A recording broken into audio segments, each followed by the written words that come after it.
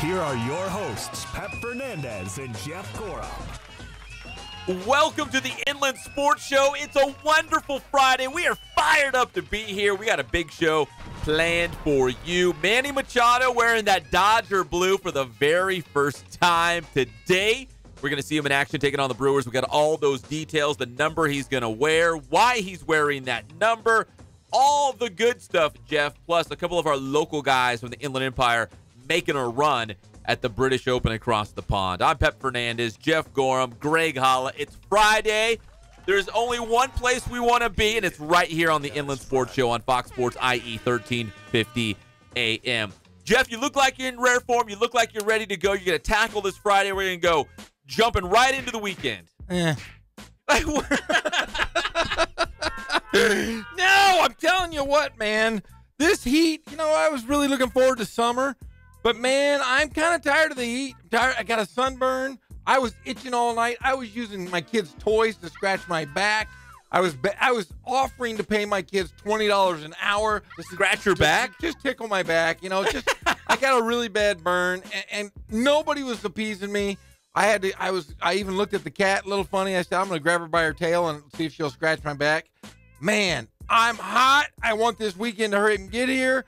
I want to sit in my pool, and I don't want to be bothered at all, Pep. At all. That's what you said. You walked in today, and I'm like, man, Jeff, what a wonderful day, man. We got a big sports weekend. All this stuff's going down. The Lakers made another move today. We got Manny Machado finally with the Dodgers. The halo, Shohei Ohtani's, throwing again. Like, everything is great. And you said, man, I just want a Saturday where nobody bothers me. I would love to just sit. Well, I do sit on the couch quite a bit when I'm at home anyways. But I would love to have a day where I could take naps whenever I want. I want to come back. I firmly believe this. Someday when I perish, and who knows when that could happen, I want to come back into the body of a house cat. But I want to come back into the body of a house cat, not of a big sloppy guy like me. I want to come back in a house cat where there's like a playmate. I want to live in a house of a playmate and crawl around her furniture and let her pet me all day long. And then I can nap when I want. I can eat, what do you feed your cat again? Lunch meat. I want to eat lunch honey meat. Roasted ham. I want some honey roasted ham. I want a little bowl of milk. And I just want to sleep all day long. So your ideal Saturday, if your wife said, hey, Jeff, you know what? Today's your day. The summer of Jeff starts right now. You would say, awesome. I'm just going to lay here. I'm going to watch some British Open. I'm going to watch my Halos. I might pop in a Star Wars, Revenge of the Sith. Who knows? Maybe even the Crystal Skull, Indiana Jones. Your favorite Indiana Jones movie. I would sit there shirtless. I would have a big bag of chips on, next to me. And then whatever fell out of my mouth, I would just grab it later on that day off my chest. And a big glass of soda or a big glass of water. Oh, and then sweet tea. Yeah, sweet tea. If I feel like jumping in the pool, I walk outside, jump in the pool. If I want a hamburger, I'm going to barbecue a burger. But I just don't want to hear the yellings of children screaming in my ear, Dad, this, and then my wife saying, hey, fix that toilet, Jeff. Or we have ants. Can you go spray over there? And, I want you to hang these lights out in the backyard. I love my Smetty Smed more than anyone in the world, but I have more honey-do lists of things to do when I'm at home than anyone I know. Because we're both very domesticated. Oh, yeah, we have to be. We got kids all over the place. There's midgets running around my house all the time saying, Daddy this, Daddy that. Toys are breaking. Oh, I think I might go out of my mind right now. I'm losing my mind. I spent my morning in between, getting the show ready and sending out some very important emails regarding inland sports. I was making cinnamon toast. I was cutting up some strawberries. I took out all the trash. I was folding laundry. I was doing all kinds. In fact, I bring up Revenge of the Sith because I actually had that movie on while I was folding laundry because the Manny Machado stuff had already gone down. I had read all the information. I was ready to talk Manny Machado. I'm like, you know what? I feel like I'm prepared for the show. I know Jeff stays up all night long getting ready for the show as well. It's going to be a great show. We're in great moods. I'm going to put in Star Wars. I'm going to relax a little bit before we get into the studio. Hey, I did the same. Smetty Smed and our oldest, Connor, you know what they did this morning? They got up before sunlight, drove down to Disneyland without the other two dinglings. So the two other dinglings were sleeping. They go out and they went on all the big rides of Disneyland and California Adventure. That was their goal. And don't tell your secret. No. Because remember, you told me a It's a secret to great get on the secret. rides faster. But I don't want everyone else to know. Yeah, there's a definite secret to there is a method to getting on rides in the madness of lines. But I will say this. Guess what I was doing? I was changing diapers. My little Luke. I don't miss those days. Oh man, I had used wipes. I got it on my hands. Oh, yeah. It was pretty bad. But at least they went down for naps. I got a couple hours to read up on the show. So I'm ready today, but I am looking forward to maybe a little bit of respite, hanging out this weekend doing nothing. Jeff's ready. I know Greg Holla's ready. I'm ready, and so is Manny Machado. He's ready to make his Dodger debut. We're going to talk about that here on the Inland Sports Show, and it's brought to you by Spoiled. Quick quality oil change. Spoil yourself and your car every 3,000 or 5,000 miles. Get in there. Make sure your car's going strong. They're going to hook it up. They're going to get you new wiper blades if you need it. They change, check all the different fluid levels. They'll top it off. They're so good like that. That's Spoiled quick quality oil change off of Alessandro Boulevard, right off the 215 freeway between Riverside and Moreno Valley. Hey, and give Spoiled a follow on Instagram as well. They'd really appreciate it. And say the Inland Sports Show sent me. Give me the Jeff Gorham special. All right, so Manny Machado. Manny Wood 2.0. He's ready to go. The Dodgers were very active on Twitter today, tweeting out a bunch of pictures and video as Manny Machado was meeting his new teammates for the very first time. He put on the Dodger blue. In fact, he already spoke with the media, did his first press conference as a member of the Dodgers. Later in the show, we're going to play some of that. We're going to hear from Manny.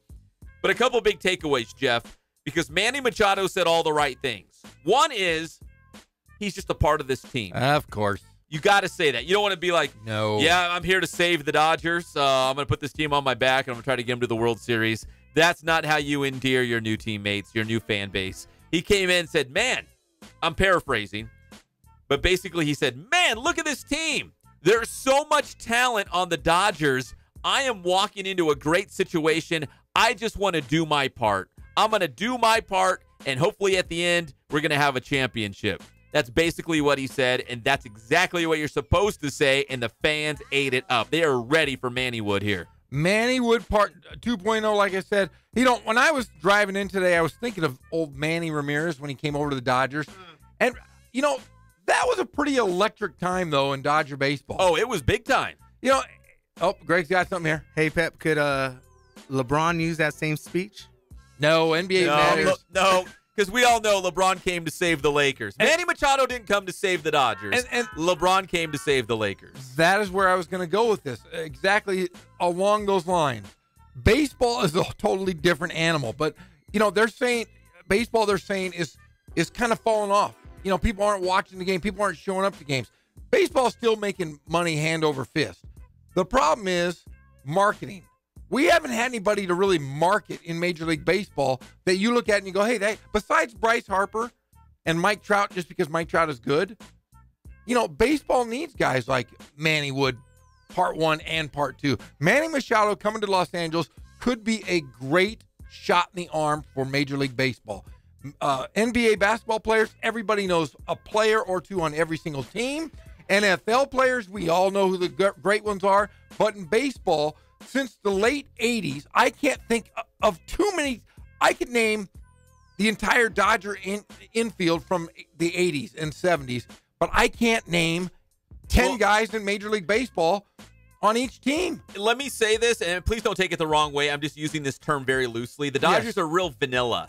They're just kind of boring. They're simple. Yasiel Puig was kind of the one outlier because he was just so wild and outspoken, and he was, in clubs and getting in trouble, and you know what I mean? They sent him to AAA. There was always kind of drama around Yasiel Puig. If you ask my wife, who's Yasiel Puig, she'd be like, does he play for the Dodgers? But if I said, who's Cody Bellinger?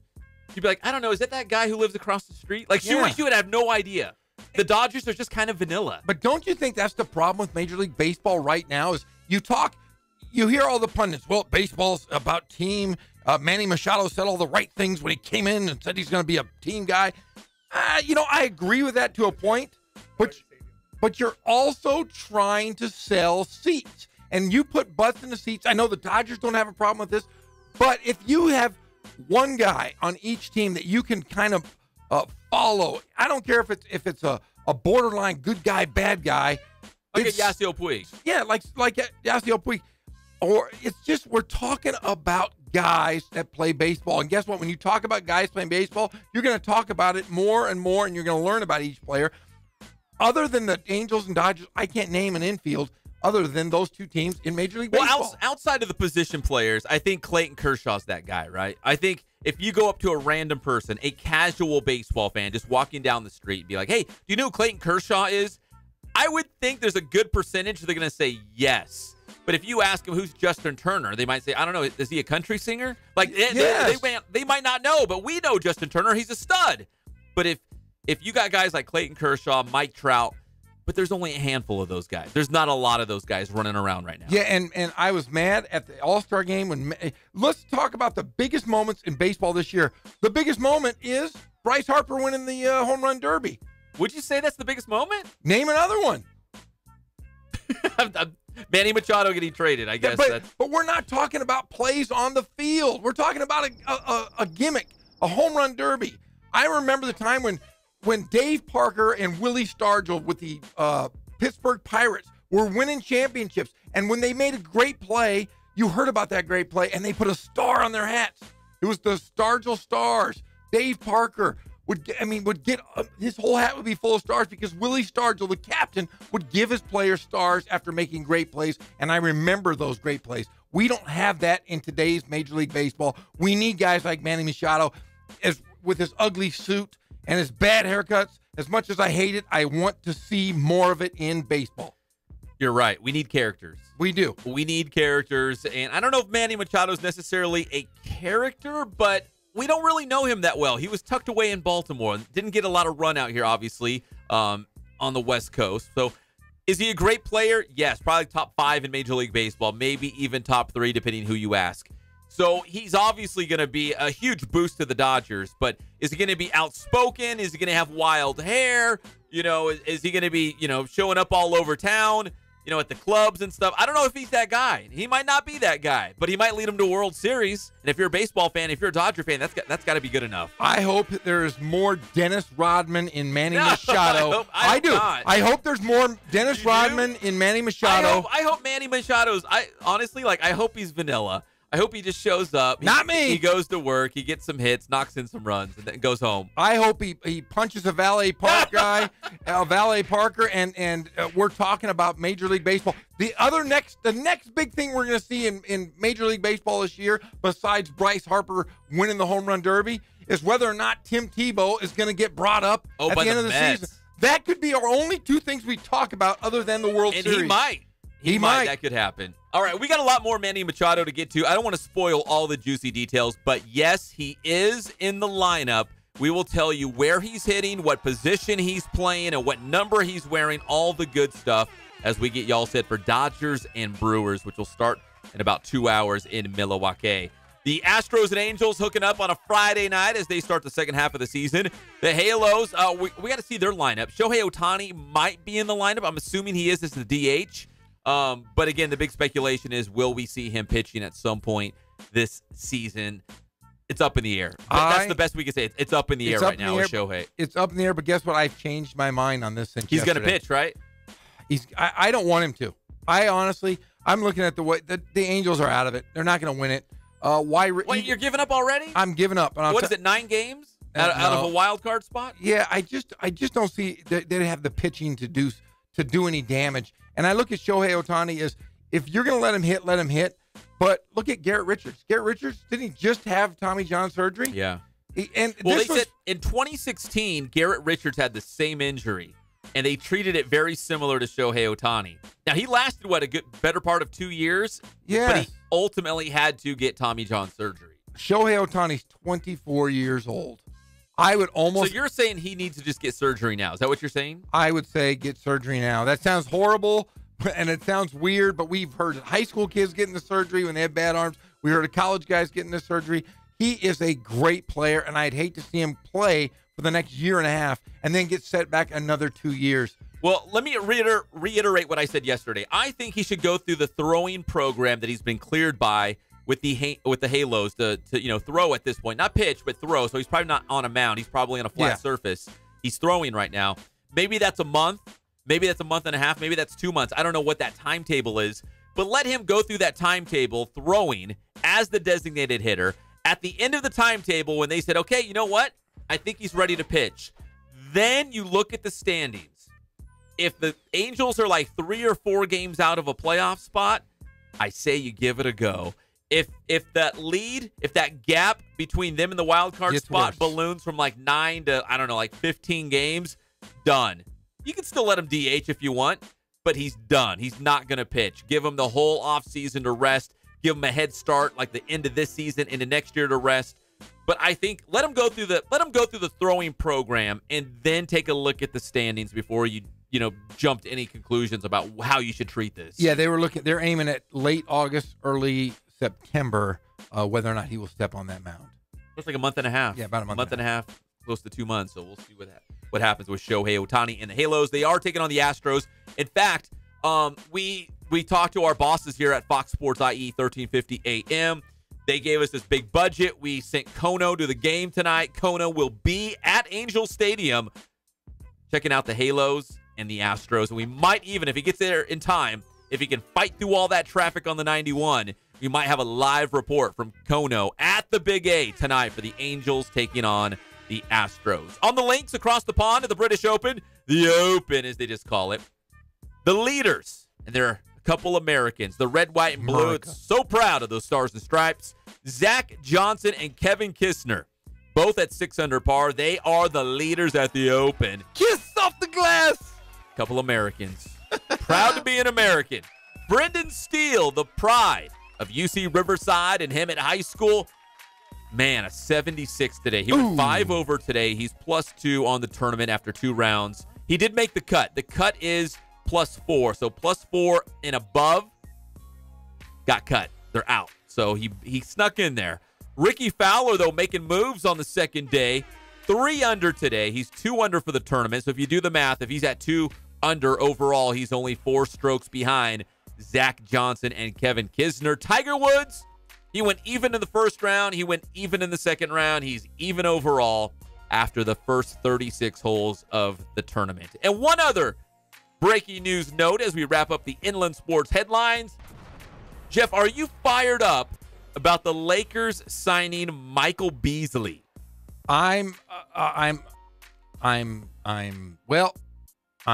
just Michael Beasley. You're indifferent. You just don't care. Well, I mean, he's a good player, but look at it. The issues he's had off the court, the issues he's had on the court. I know he's older, and he did okay in New York, but they got rid of him when they brought in Fizdale as their head coach. Jeff Hornacek liked him in the locker room. So if that is the case, he had a good year. He averaged 13 points a game last year. If he can do that for the Lakers, stay out of trouble, stay away from the doobie, I think it would be a good. I think it would be a good addition to the Lakers. He played with LeBron in Miami, so maybe it could be a good thing. But when you said it, I was just But you know what? What I think is like when you see all these guys together, all these personalities. Yes. LeBron, Lance Stevenson's a hothead. Rajon Rondo's been known to be a little rough around the edges. Of course, you got Lonzo Ball and his dad. Now you bring in Michael Beasley, who's had all kinds of issues. This could be a cast of characters. I mean, they're going to be good. They're not going to beat Golden State, but they're going to be good. The only way this does not work is if they implode on themselves. If this whole thing unravels, LeBron gets sick and tired of Lonzo Ball and his dad's games, Lance Stevenson and Rajon Rondo go off the deep end, Michael Beasley's getting arrested for something else. Like, if they implode, it's going to be their own fault. Well, you look at this team, and they're a different ball club than they've been in probably ever. If you look at the Laker history, there hasn't been a cast of characters that are tough like this. That they're bringing in the bruisers. It's kind of like the old Detroit days. That's how I equate this team to. Wait, when you say old Detroit, do you mean like old school 80s or old school like Ben Wallace, Rip Hamilton, Oh, no, Chauncey I'm Billups? going old school 80s. We have guys. Beer. You got some enforcers. Joe Dumars, Isaiah. Yeah. I mean, you have enforcers now you have 4 or 5 enforcers in this team now that can kind of back up those young whippersnappers.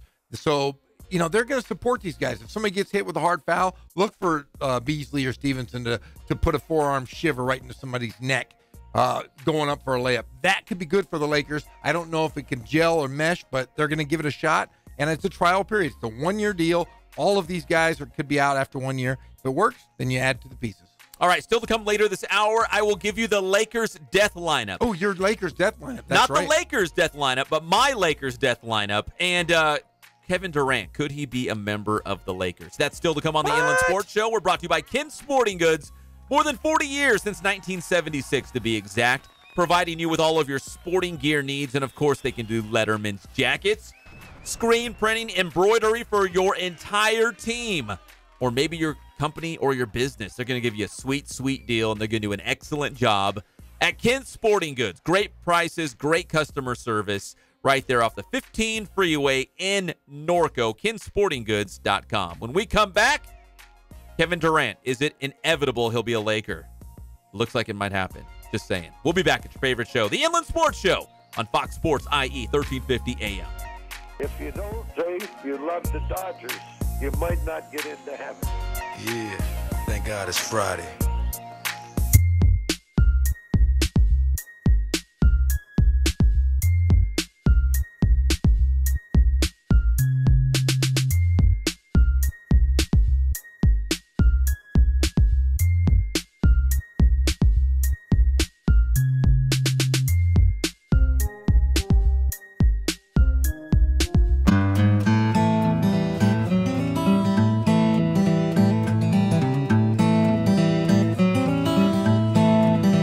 Focus on the customer here.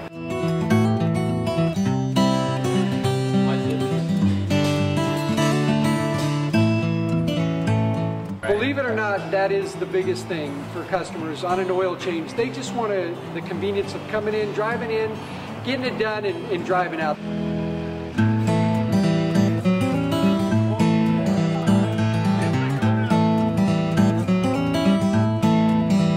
Just greet them, get them going, and they're done in about 10 minutes or so.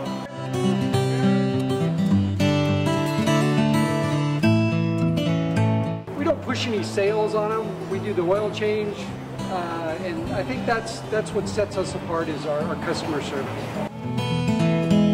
Vacuumed and cleaned your windshield for you as well. Everything's looking pretty good. Come into us one time, believe me, we'll spoil you and you'll be ready to come back the next time.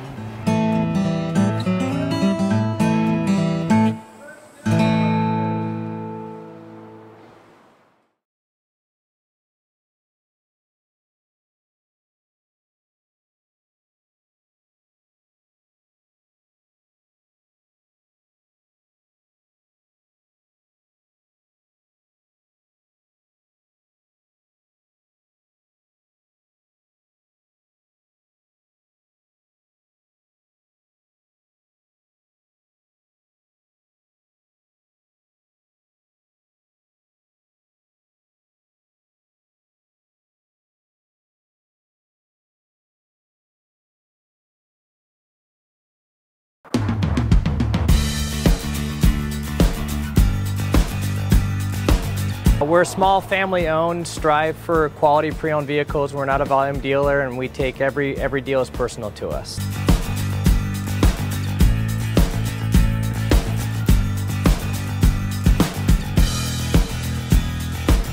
We're a low-stress environment. We're not a pressure sales house. If you want to shop us, you're more than welcome to shop us. We have, like I said, great rates, competitive financing, a lot of one-owner, clean Carfax, clean title vehicles. As you see, we have Carfax everywhere. That's most important to us, to educate our customers before they make a purchase.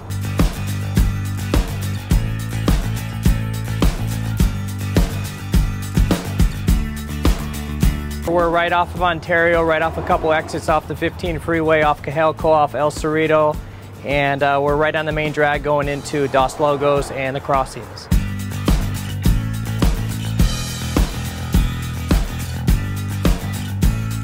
We have great financing, we have great lenders that we're using. We do buy, sell, trade, cash for your car. Whatever we need to do to help accommodate the customer, that's what we're here for.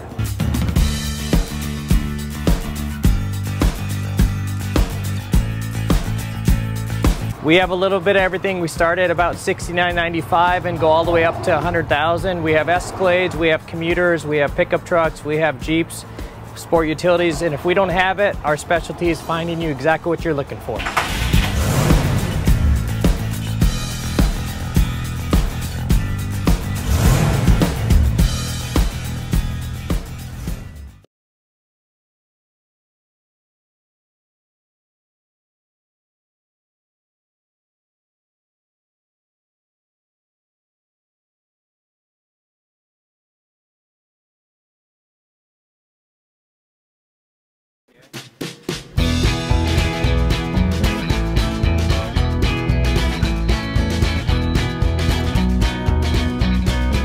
Thank God, first of all. I thank the great people that I've got around me that help support me, the people that work for me. As I started, if it wasn't for the people around me, we probably wouldn't be here right now, but I've got a great staff. I've got great people that do stuff for us outside the store, and we've been very, very fortunate.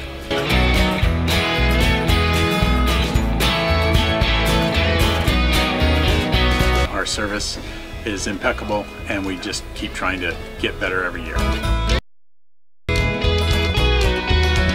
We can do online stuff for your teams, as well as, like I said, the screen printing, the embroidery. We also have 3 women that do extra sewing for us, like tackle tool on uniforms, or the bling or rhinestones for different shirts for the ladies. That's why we have certain racks just for certain schools, and the fun about that is that it turns into other schools that may come in here that aren't as close, that we can do stuff for them as well. We've had very, very good customers throughout the years, and it's just been a blast.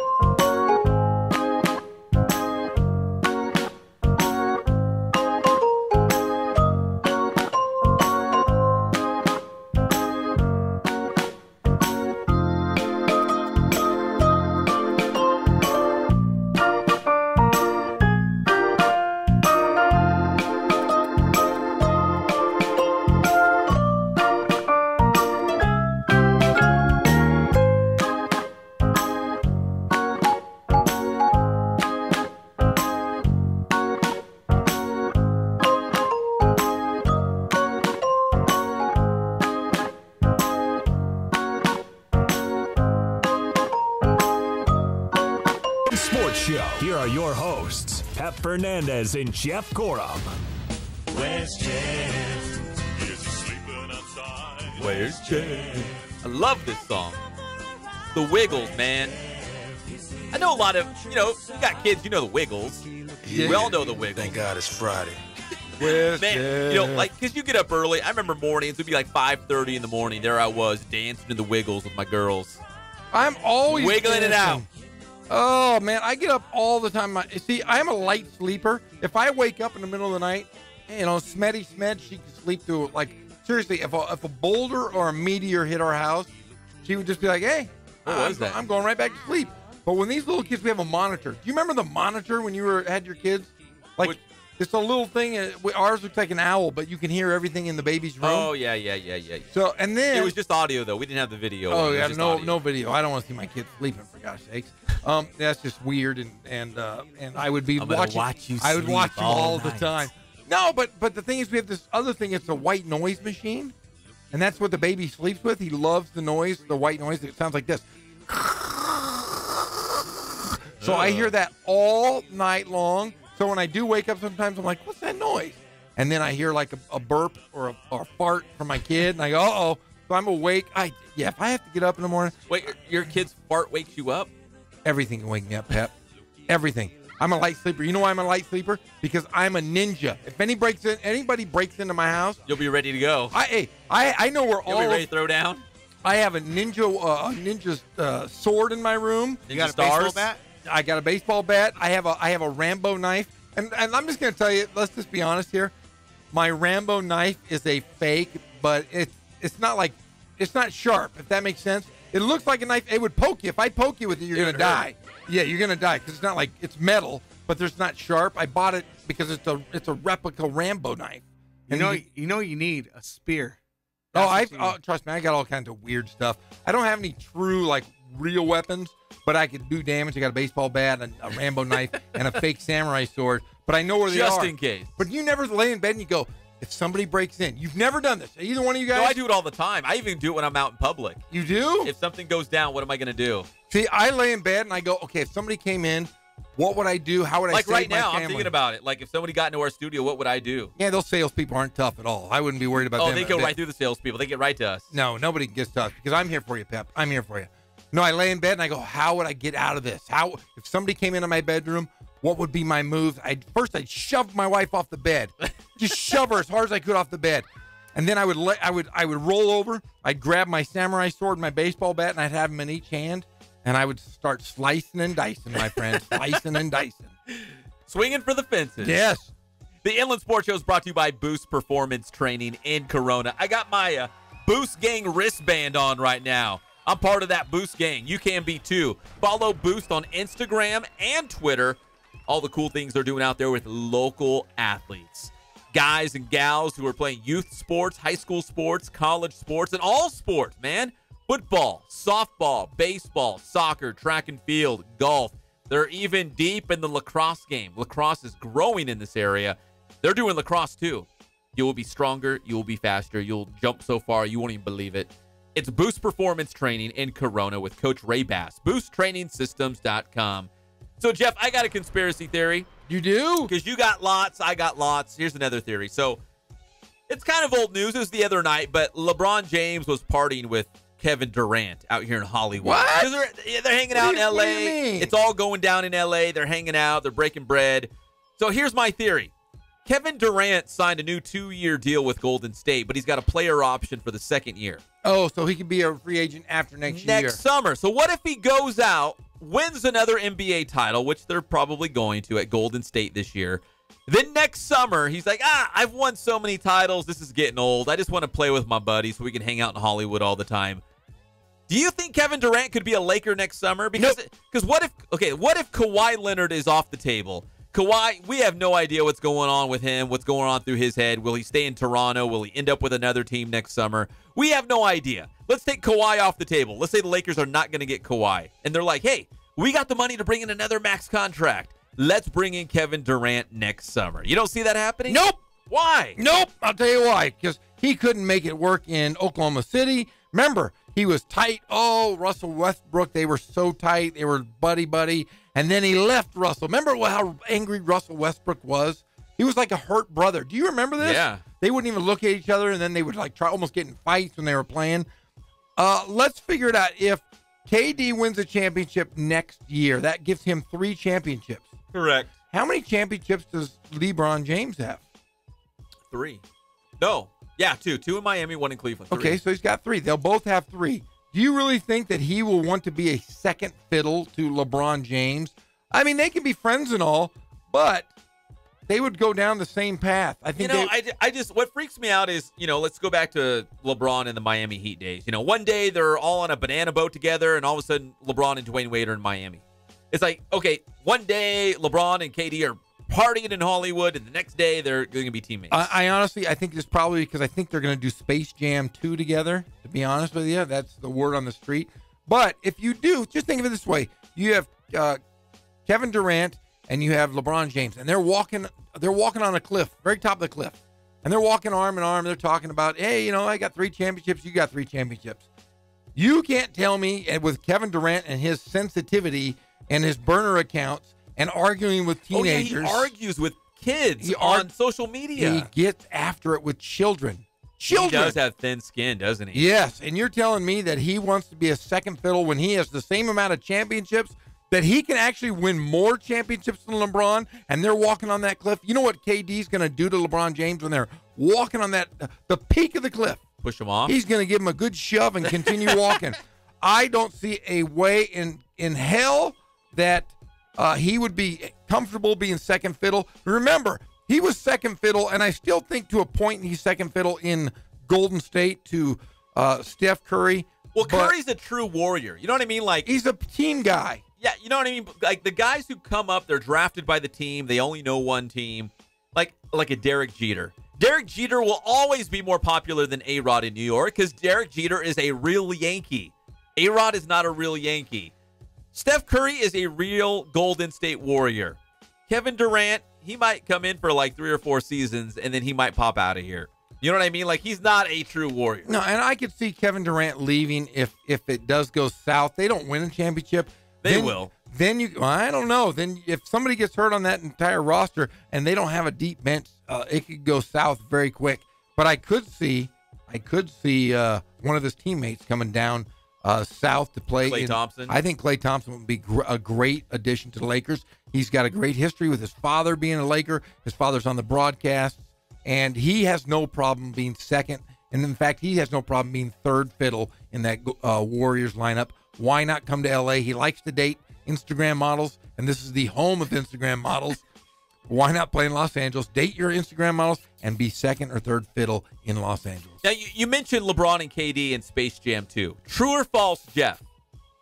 You have gone on Netflix and watched Kevin Durant's movie when he was on the Oklahoma City Thunder. I think it's called Thunderstruck. I don't even know anything about this. You don't know Thunderstruck? Have not a clue. Never heard of it. It's the first time I've heard about it. Geoff, listen, I haven't watched it either. I've seen it several times. But you know me. I wanted to be an archaeologist. I go to those, like kind of those history channel kind of TV shows, like the one I just watched about the ships coming over from England and getting stuck in the Northwest Passage. That's what I see. That's what I watch when I sit down. I don't watch Thunderstruck with Kevin Durant, but it's on there. It was on there. I pass over it every single time because I go straight to I want to know about the ancient, Mayans and how they built the temples. I go to those. I pass over Kevin Durant. I am just looking up. You are darn right. And guess who else is the star of that movie? Who?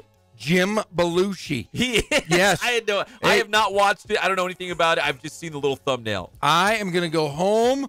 I'm going to get my kids, and we're going to watch some Thunderstruck tonight because I'm a huge Jim Belushi fan. I bet you it's awful. Yeah, it probably is. Hey, one other quick NBA note. Carmelo Anthony traded to the Hawks. Is he going to stay in Atlanta? He's not going to be a Laker, right? No, he's getting traded. He got traded, and he's going to get waived, and it looks like he's probably going to he's going to join the Rockets. Hey, go play some defense over there, guys. So he's traded to Atlanta, but Atlanta's not going to keep him? Not going to keep him. He might be a Rocket. Looks like he's going to be a Rocket.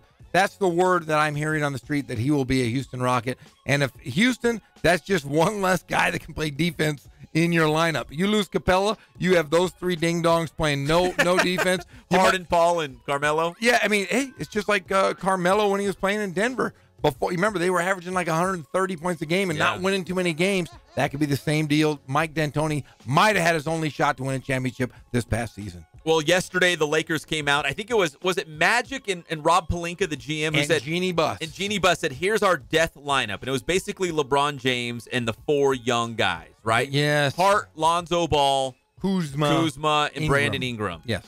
Well, I thought, you know what? I could do better than that. I came up with my own Lakers death lineup. Ooh. I'm going to have Jeff tear it apart, break it down, see if he agrees with me, or maybe he thinks I'm gone off the deep end, like LeBron pushing KD off a cliff. We'll be back. It's your favorite show, the Inland Sports Show on Fox Sports IE 1350 AM.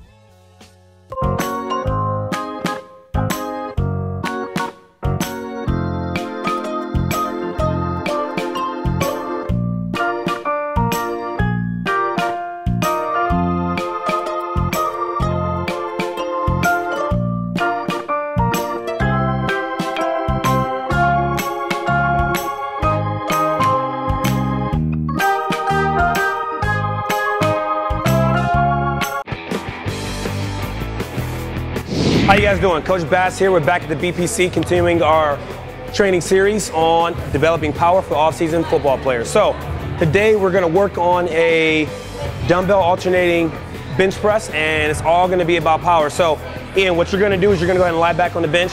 I love programming this drill here for linemen, really for all athletes, but especially for linemen, D-linemen, because they're always grappling, they're always striking. You want to be nice and strong and powerful. So what he's going to do, he's going to alternate. He's going to go down 2 seconds. He's going to pause 1. He's going to go up 1. Let's hit it.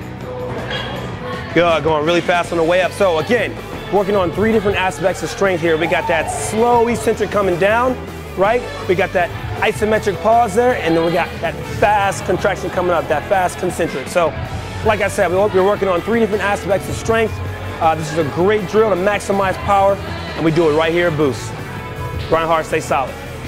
How you guys doing? Coach Bass here. I want to talk a little bit about today's training tip. We showed you guys the dumbbell alternating speed press, all right, and we talked about was a 2-1x tempo. I want to show you guys how we progress this exercise and continue to maximize power. So with that 2-1x tempo, we go down 2 seconds, we pause for 1, and we go up fast.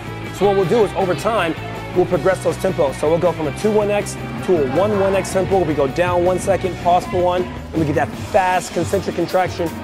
And then finally we'll go to an X1X tempo where we go down fast to isometric pause and then fast up. So really what we're doing is we're just developing speed, developing power through different muscle contractions.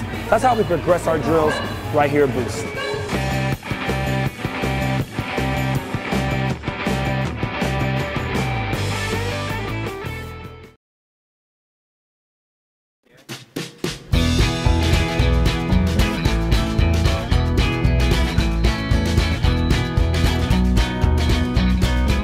Thank God, first of all. I thank the great people that I've got around me that help support me, the people that work for me. As I started, if it wasn't for the people around me, we probably wouldn't be here right now, but I've got a great staff. I've got great people that do stuff for us outside the store, and we've been very, very fortunate.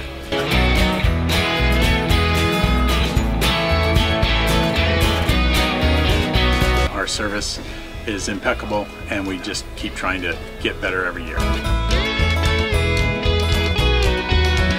We can do online stuff for your teams, as well as, like I said, the screen printing, the embroidery. We also have 3 women that do extra sewing for us, like tackle tool on uniforms, or the bling or rhinestones for different shirts for the ladies. That's why we have certain racks just for certain schools, and the fun about that is that it turns into other schools that may come in here that aren't as close, that we can do stuff for them as well.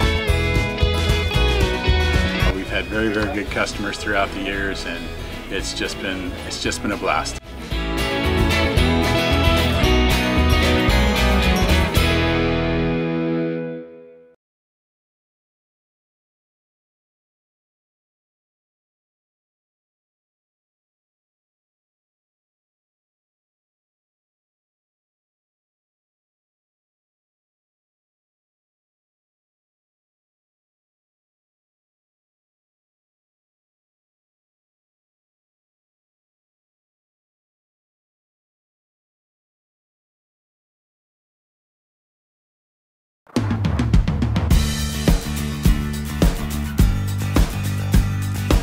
We're a small family-owned, strive for quality pre-owned vehicles. We're not a volume dealer, and we take every deal as personal to us.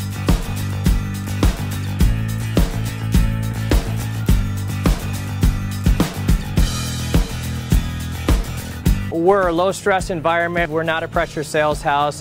If you want to shop us, you're more than welcome to shop us. We have, like I said, great rates, competitive financing, a lot of one-owner, clean Carfax, clean title vehicles. As you see, we have Carfax everywhere. That's most important to us, to educate our customers before they make a purchase.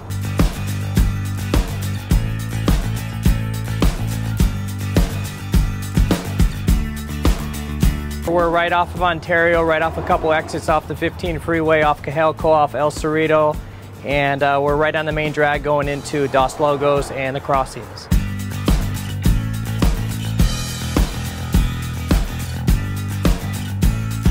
We have great financing, we have great lenders that we're using. We do buy, sell, trade, cash for your car. Whatever we need to do to help accommodate the customer, that's what we're here for.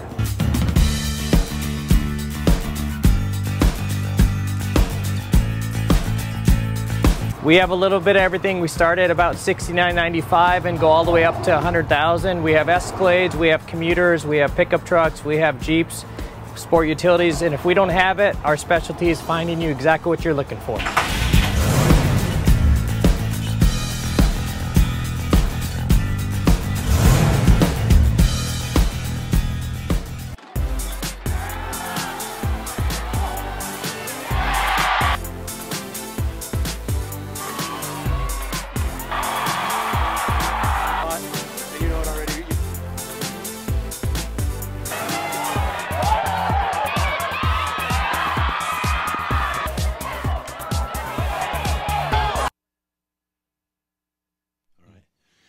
count of 3, name your favorite dinosaur. Don't even think about it. Just name it. Ready? 1, 2, 3. Velociraptor. Favorite non-pornographic magazine to masturbate to? Good Housekeeping. If you were a chick, who's the one guy you would sleep with? John Stamos. What? Did we just become best friends? Yup. We're back to the Inland Sports Show. Here are your hosts, Pep Fernandez and Jeff Gorham.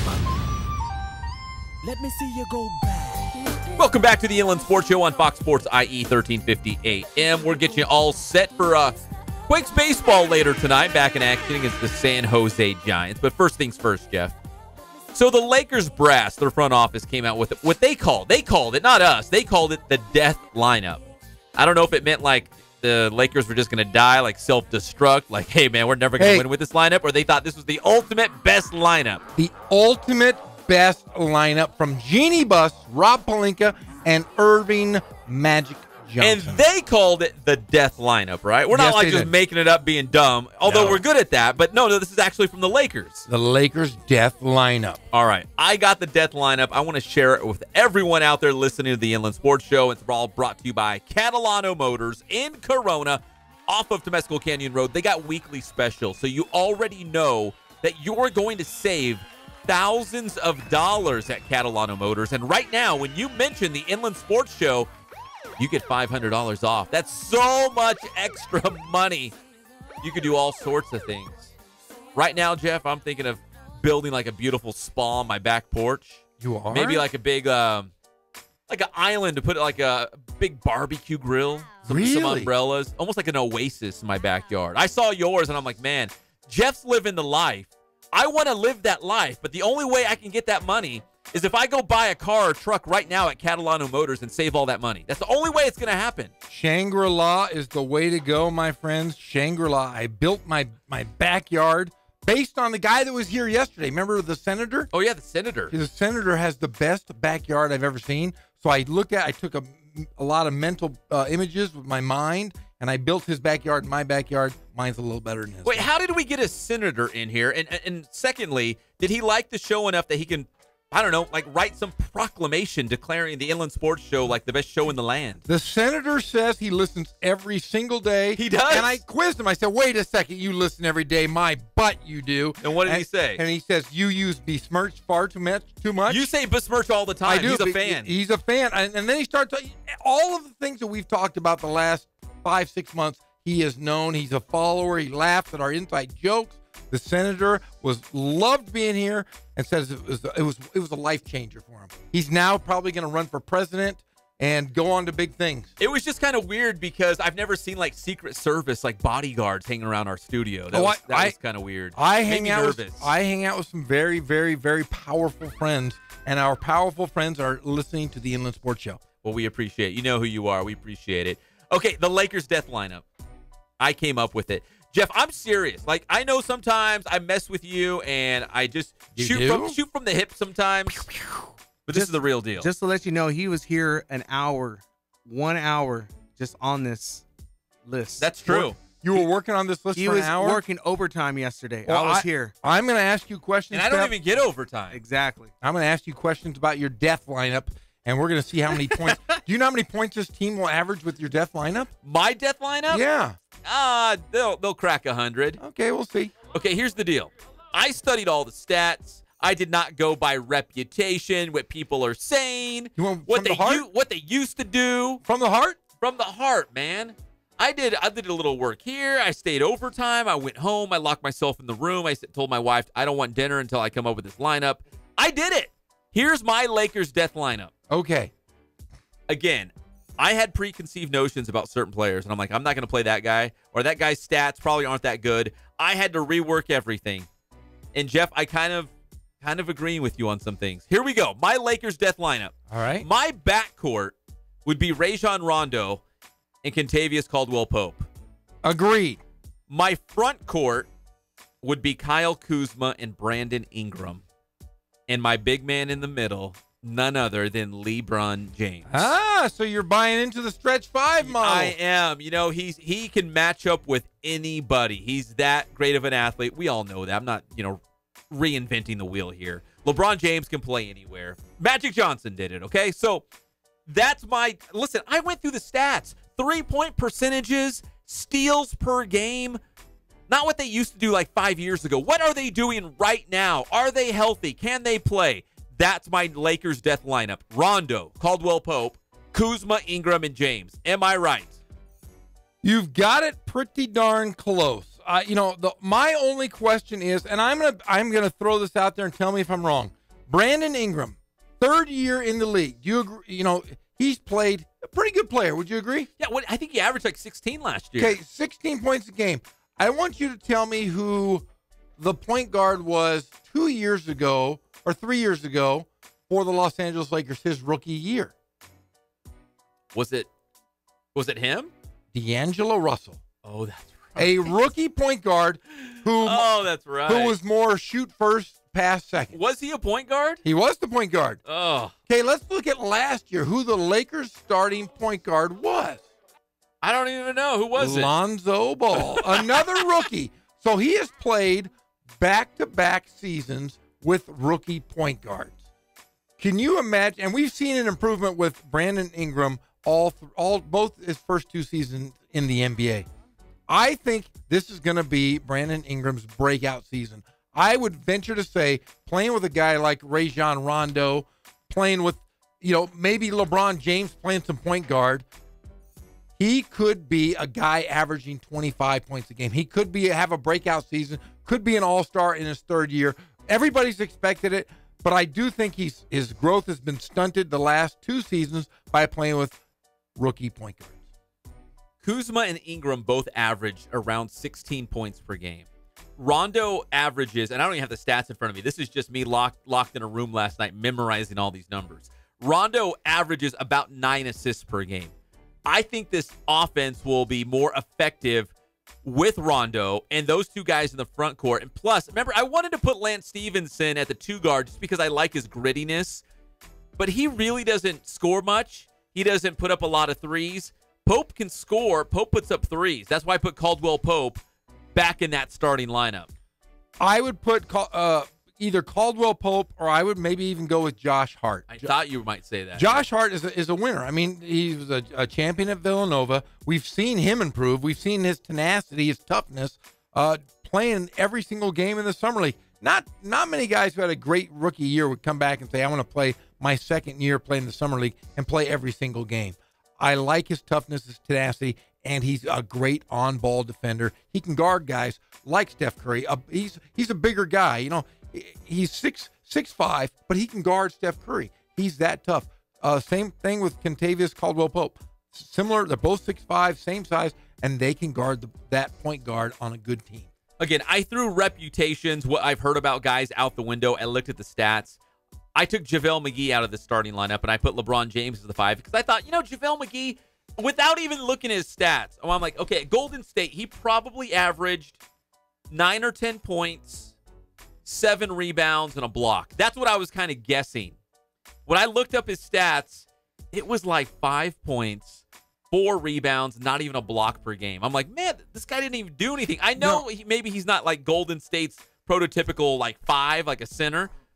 But I even look back at the previous year or two, like, man, he really hasn't done much. No, and he's really just a spot minutes guy. Yeah. A lot of guys go, ooh, he's a funny ding dong that the fans are going to love. Yeah. But he's not somebody that's going to move the meter. No, McGee and Stevenson are great guys off the bench, right? Yes. They're great guys off the bench. So. Remember, Lance Stevenson, when he had a great couple of years in Indiana, was traded away and then brought back to Indiana. He was a Clipper for a minute, too. Yeah, and guess what? He was rotten everywhere he played except for Indiana. That's our Lakers death lineup. When we come back, will Shohei Ohtani DH tonight? We got that answer. Plus, we're going to hear from Manny Machado of the Dodgers. It's your favorite show, the Inland Sports Show on Fox Sports IE 1350 AM.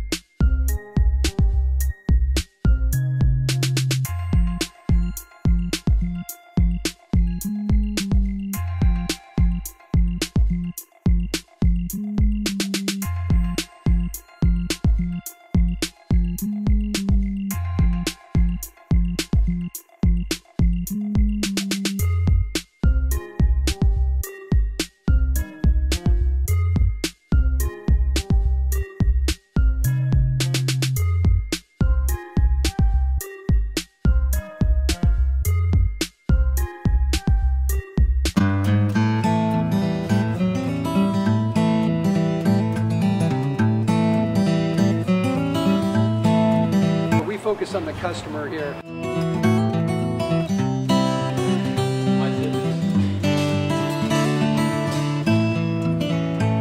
Believe it or not, that is the biggest thing for customers on an oil change. They just want the convenience of coming in, driving in, getting it done, and driving out.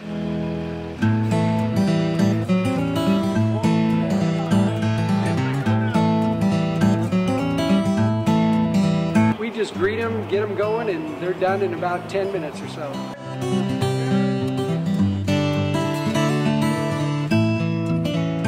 We don't push any sales on them. We do the oil change, and I think that's what sets us apart is our customer service. Vacuumed and cleaned your windshield for you as well. Everything's looking pretty good. You come into us one time, believe me, we'll spoil you and you'll be ready to come back the next time.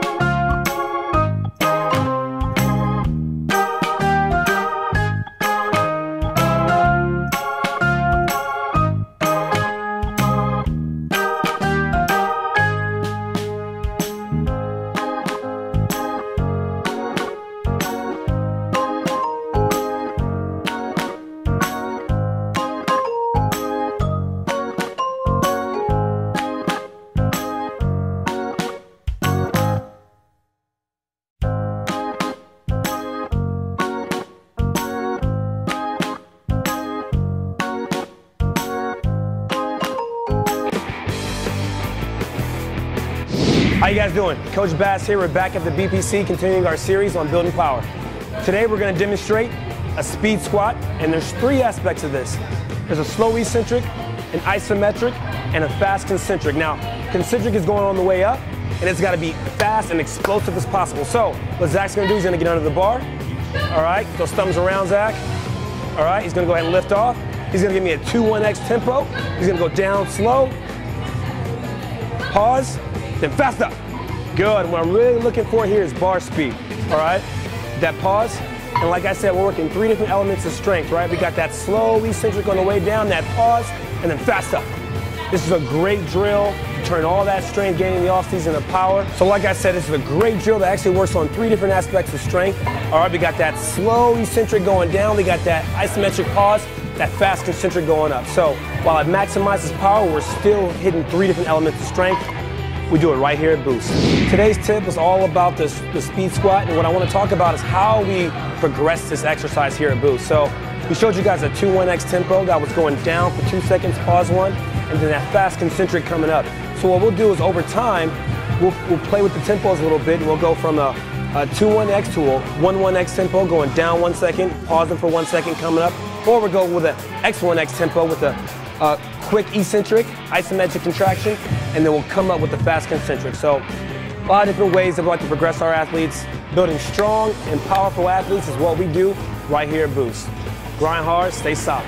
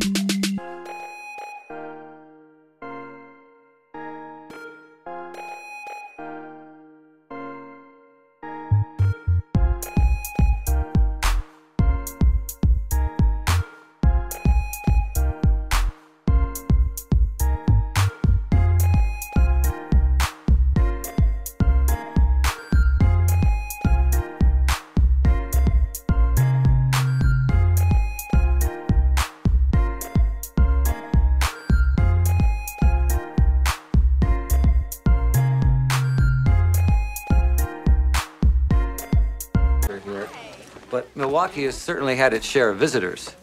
The French missionaries and explorers were coming here as early as the late 1600s to trade with the Native Americans. In fact, isn't Milwaukee an Indian name? Yes, Pete, it is. Actually, it's pronounced Milwaukee, which is Algonquin for the good land. I was not aware of that. I think one of the most interesting aspects of Milwaukee is the fact that it's the only major American city to have ever elected 3 socialist mayors. Does this guy know how to party or what? We're back to the Inland Sports Show. Here are your hosts, Pep Fernandez and Jeff Corum. Oh, we're going to Milwaukee. Hold on to your butts. Manny Machado is taking his first BP as a Dodger right now. And we were watching the clip here in the studio with, that was Wayne's World, obviously. Yes. That was Alice Cooper. Alice Cooper. And Jeff, Greg, you're going to like this. Jeff's like, oh, yeah, I went golfing with Alice Cooper. I did. How? Why? Where? I played in a golf tournament with a couple buddies of mine. Yeah, this had to be, I'm going to say, wow, it had to be about 18, 20 years ago. And I was at Industry Hills, and he was part of our foursome. And I'm thinking, he's a rocker. He doesn't know how to golf. He was the best golfer I ever saw. Alice Cooper was the dominant force. In fact, I won a driver because of Alice Cooper. Our group won drivers because he was that good a golfer. That was our award for winning. We won drivers. Because of him. Yeah, and I remember talking to him. In fact, I got to ride in a golf cart with him for 3 or 4 holes, and he was a funny guy. And, of course, I can kind of make somebody laugh occasionally. I remember him laughing really, really hard at something stupid I said. And he thought the Big Jeezy was hilarious. We got a good couple giggles, but, man, he was one of the smartest people I ever talked to. He didn't come off. Remember, he used to bite heads off of bats. Is that real? Yes. Yes, he was a geek. That's what they call him. A geek? That's what geeks are called. Remember, he and Ozzy Osbourne in the 80s were trying to gross each other out and do the weirdest things they could on stage. I think he bit the head off a bat. He didn't even mean to. Somebody threw it on stage. He thought it was fake, so he put it and bit the head off. So he was like, oh, okay. So I asked him about that. You did? Yeah, I did. While you're golfing? While we were golfing, I was like, dude, why'd you bite the head off a bat for? And he was like, well, it got thrown on stage. I didn't know what it was, so I grabbed it and thought it was fake and bit into it. And he bit the head off. And he said the emotion, the adrenaline, and everything that was going, he just said, I just did it. And then, of course, Ozzy Osbourne had to go and bite the head off a rat, I think it was. Did he really? Yeah. Is that all real? All weird, all real, all weird stuff. It was part of the 80s crazy. Like the rock hairband guys? What do you even call that? Just weird. But he was a really nice guy, really intelligent, and, man, was one of the best golfers I ever saw, and gave me some tips and everything. I was putting one time. He was like, you got to aim, go at 2 o'clock. I'm like, okay. So I putted at 2 o'clock and put it in. I'm like, thanks, Alice Cooper. Yeah. Yeah, that's one of my stories. Brushed with greatness. With Alice Big Cooper Jeezy. and Big Jeezy. Well, hold on to your butts. Manny Machado is set to make his Dodgers debut tonight, just about 1 hour in Milwaukee, as Alice Cooper put it in Wayne's World. And Manny Machado, if he does something tonight, I think we should be on the air, Jeff, when he gets his first at bat. In fact, we will, because I can tell you with confidence right now that Manny Machado is starting at shortstop and hitting second in the Dodgers lineup. So what that means is, top of the first inning, Manny Machado will have his first at-bat in a Dodger uniform, and we'll let you know what he does live here on the show. Well, I'm a little shocked because right now, can you go over the Dodger lineup now, Pep? Because this is always one of my favorite parts of the show is going over and seeing where the skip is putting players. Do you have that lineup? I have the Dodgers lineup. Here's the key notes from the Dodgers lineup today against the Milwaukee Brewers. One is Manny Machado's playing short, hitting second. The other is Max Muncy is playing third base. Justin Turner is out with a groin injury. So Justin Turner could go on the DL. Maybe we'll see him in Rancho Cucamonga. We're not sure, but Max Muncy is playing third base tonight. JT is not in the Dodgers lineup. So I don't know how severe this groin injury is for Justin Turner, but if he goes to the DL, maybe he'll be a quake sometime soon. He's kind of been battling this, for a while and kind of going uphill. Maybe they're just giving him a rest on this road trip, give him a little extra time during the All-Star break. And I'm sure that's more the case. Groin injuries are kind of tricky. Give him a couple extra days rest. Let him shut it down for a little bit. You got plenty of guys now. I mean, Manny Machado's in the clubhouse. You got plenty of guys around that infield. Give him a break. So here's what the lineup looks like. You've got your boy Chris Taylor. This is kind of a weird lineup, guys. Chris Taylor is playing in left field tonight. And you've got Kike Hernandez in center field. Matt Kemp's in right. So Kike's in center, Taylor's in left. I thought Taylor would be in center and Kike in left. You would think. That's just me. Here's around the infield. Of course, you got Bellinger at first. Forsythe getting the start at second. Wow, you got putting back in. You got to do something when they're paying him that kind of money. You got to put him in the game. Machado at short. Max Muncy at third. And Austin Barnes, the Riverside Poly Bear, will be behind the plate for Rich Hill tonight. So kind of a wacky, weird lineup. Because remember, Yasiel Puig still hurt. JT's got the groin injury. No Yasmani Grandal. Jock Peterson's not in the lineup. So that's how they stack up in the field. Here's the lineup. Taylor leading off, followed by Machado hitting second. So we'll see him in the top of the first inning. So probably like 5:15-ish, 5:20. Our local time, we'll be able to report live what Manny Machado does in his first at-bat as a Dodger. Max Muncy hitting third. Matt Kemp in the cleanup spot. Kike Hernandez hitting fifth, above Cody Bellinger, who's hitting sixth. That's kind of interesting. Logan Forsythe hitting seventh. Austin Barnes eighth. And finally, Rich Hill, your pitcher tonight. So kind of a unusual lineup. I was not expecting to see some of that when we pulled up the lineup today for their first game back here in the second half of the season. Yeah, little strange. But Machado, he have his first press conference today? Sat down with everybody? He did. We're going to hear from Manny Machado in just a second. We're not going to play the whole thing, but a couple things he did point out was he is wearing number 8. Like Kobe? He loves Kobe Bryant. He does? No joke? He really does? No joke. He loves Kobe. Nice. In fact, I heard from someone else that he has a dog named Kobe. I don't know if that's true. He's got a Mamba mentality. Oh, boy. That could help him. Yeah. That could help those Dodgers. All They're going to win a World Series. Kobe v. Bryant. Go Lakers. He's wearing number 8. He never asked for number 13 from Max Muncy. So that was a false rumor? That was false, and Max Muncy even said he never asked, but if he would have asked, he would have gave it to him, number 13. Wow. But Machado said, no, I want a fresh start. I want a new number, and he chose number 8 because of the great Kobe Bryant. I love him already. Wait. Can you say that again? The great Kobe Bryant. Gosh. I'm a Kobe guy, remember? No. I'm not Team LeBron. I'm Team Kobe. Kobe can't hurt me anymore. LeBron can still hurt me. Kobe can't hurt me anymore. Hey, did you see the new thing they painted, the new mural? Did you see it? No, is there a new one? Oh, it's a new one, and it's just silly. It's with Kobe on it? Yeah, Kobe's like, he's sitting on top of Staples Center. LeBron's looking up at him, and you got Wilt on one side, Kareem, Shaq, Magic. Yeah, but it's not nearly. The last guy did it. Man, it almost looked like somebody took a picture. This was a little bit different. Kind of cartoony or what? A little cartoony. Will you find it? I want to see it. Yeah, it's a little cartoony, and LeBron is looking up at Kobe. It's what you call politically correct in this age. I like actually the first mural. That was awesome. It looked like a great. picture. Yes. Yeah, this you new can't one, give you Laker fans anything nice. You just ruined it. No, wait. There's Laker fans and there's bandwagon Laker fans, and those bandwagon Laker fans are the ones that don't understand what's going on here. Yeah, I mean, yeah, Kobe's agent was Rob Pelinka, who's now the general manager. There's no hard feelings there. You wouldn't have, if there was a big problem, then LeBron would have said, I'm not going to play for a guy that's the GM. Nah, it's all fake. But not going to play for a Kobe guy. No, but Manny Machado, though, number 8, I'm very excited. Yes, wearing number 8. He's going to play his first game tonight in Milwaukee. We're going to get to his interview. But first, we're brought to you by Spoiled. Quick quality oil change. You can spoil yourself and your car every 3,000 or 5,000 miles. Listen, guys, everybody has to get their oil change. If you don't, in fact, who was it? Was it Greg or was it Jeff? You knew someone who went like a year without getting their oil change? Destroyed their car. Come on. All you got to do is go to Spoiled. It's very inexpensive. It's super fast. It's right there off the 215 freeway. Just get off on Alessandro Boulevard. Spoiled. Quick, quality oil change. All right, you guys ready for some Manny Machado action? Yes. We can't play the whole press conference, but let's play a couple minutes. Let's hear from the newest member of the Dodgers. He had a press conference this afternoon in Milwaukee, ladies and gentlemen, Manny Machado. Got a lot of baseball history, so to come here, just be myself, try to just fit in as another puzzle to the puzzle that's around here.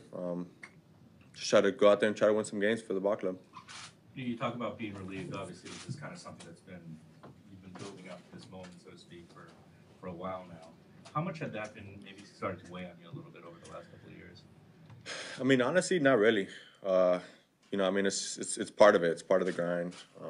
You know, you try not to think about it, but obviously it's always been talked about. But my safe haven is once I step out on that field and step into the clubhouse, you know, I could just go out there and just be myself, play baseball, and do what I love.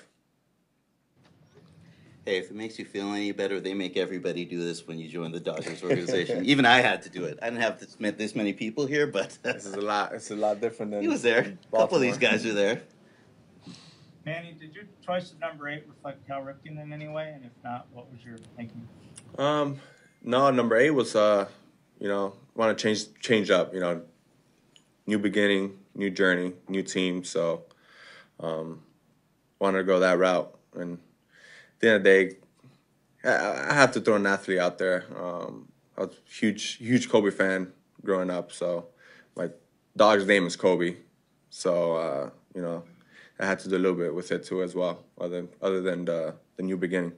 Didn't I read though that you're like a Heat fan and your wife is the Laker fan? Yeah, but I always rooted for Kobe. Who didn't root for Kobe? I like Kobe. I just wasn't. At the time, I wasn't a Laker fan. You got to root for your home team. Always Miami. Wade, D-Wade. D-Wade will always be a part of my life. But you know, Lakers. So that's Lakers and LeBron. LeBron. That's another key. I love LeBron. I'm a big LeBron fan. So the selfie from the game the other day, you had no idea during the All-Star game when you took this picture at Matt Kemp that you were going to be a Dodger, or what was the thought process at that time? I mean, it was kind of out there a little bit. It was possible. Not 100% sure. I just want to take a picture of everyone who was getting on second base, and it just happened to be that Matt was the first one to get there. So, you know, me and Matt go way back. So, you know, taking a picture with him, you know, those memories will never be forgotten, and those are the things that I always want to keep. You know, he's talking about that picture he took with Matt Kemp in the All-Star game. Remember, Matt Kemp was on second base, and he came over and took a selfie with him. My first thought was, wait, did he have his cell phone in his back pocket, like, during the game?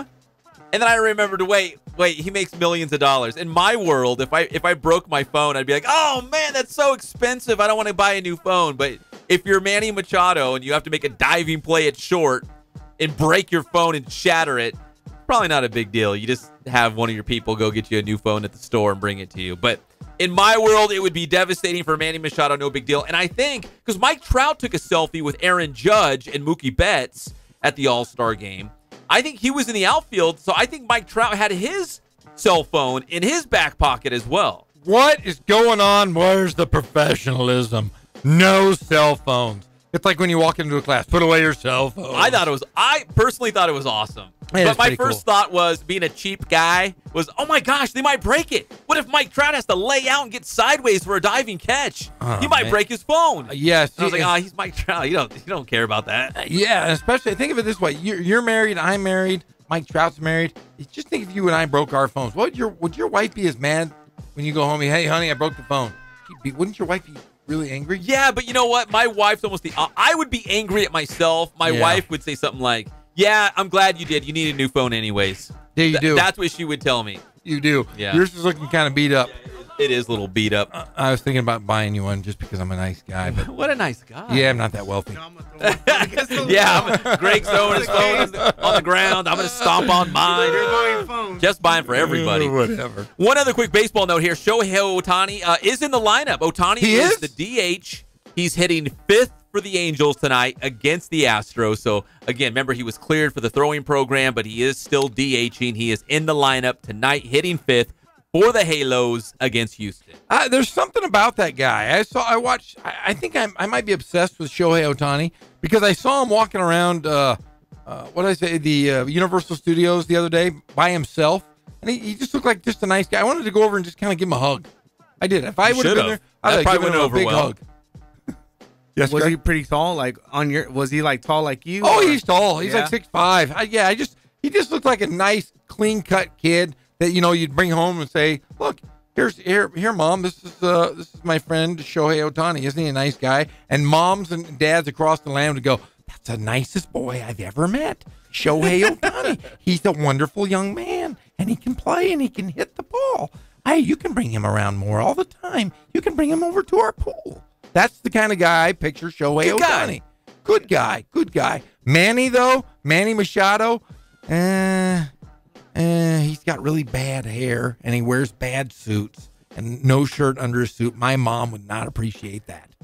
We love Shohei Ohtani on this show. Yes, we do. We also love the Sandlot Camp. If you guys have not heard about the Sandlot Camp, we're going to talk about it next. It's a very special camp. It's happening right here in Riverside, and a lot of important people have gotten behind it, thanks to Ruben Ayala and his family and his parents, Ruben and Diana Ayala. So we're going to talk about the Sandlot Camp next on your favorite show, the Inland Sports Show on Fox Sports IE 1350 AM.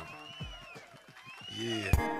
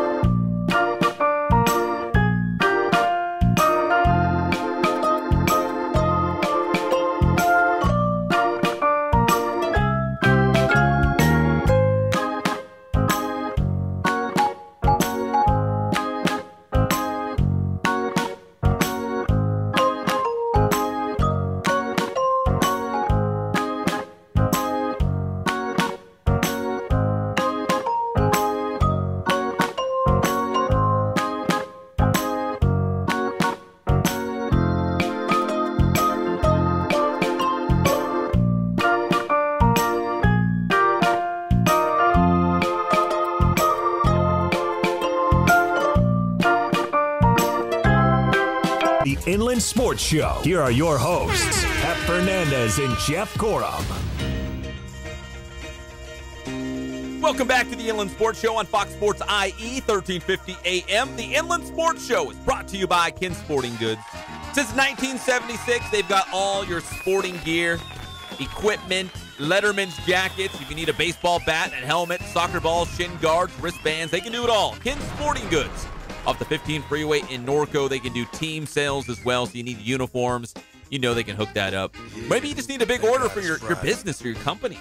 They can do that too. KenSportingGoods.com. That's Ken Sporting Goods off the 15 freeway in Norco. Yeah. Hey, I was just looking at the baseball scores. We got a very important interview in a couple minutes, but I was just looking at the baseball scores. The Cardinals beat the Cubs. Even Greg Holla, who's a casual baseball fan, was like, holy smokes. The Cardinals have beaten the Cubs this afternoon. Good. 18-5. Matt Carpenter with 3 home runs and 7 RBI in that game for the Cards. Didn't he go 5 for 5?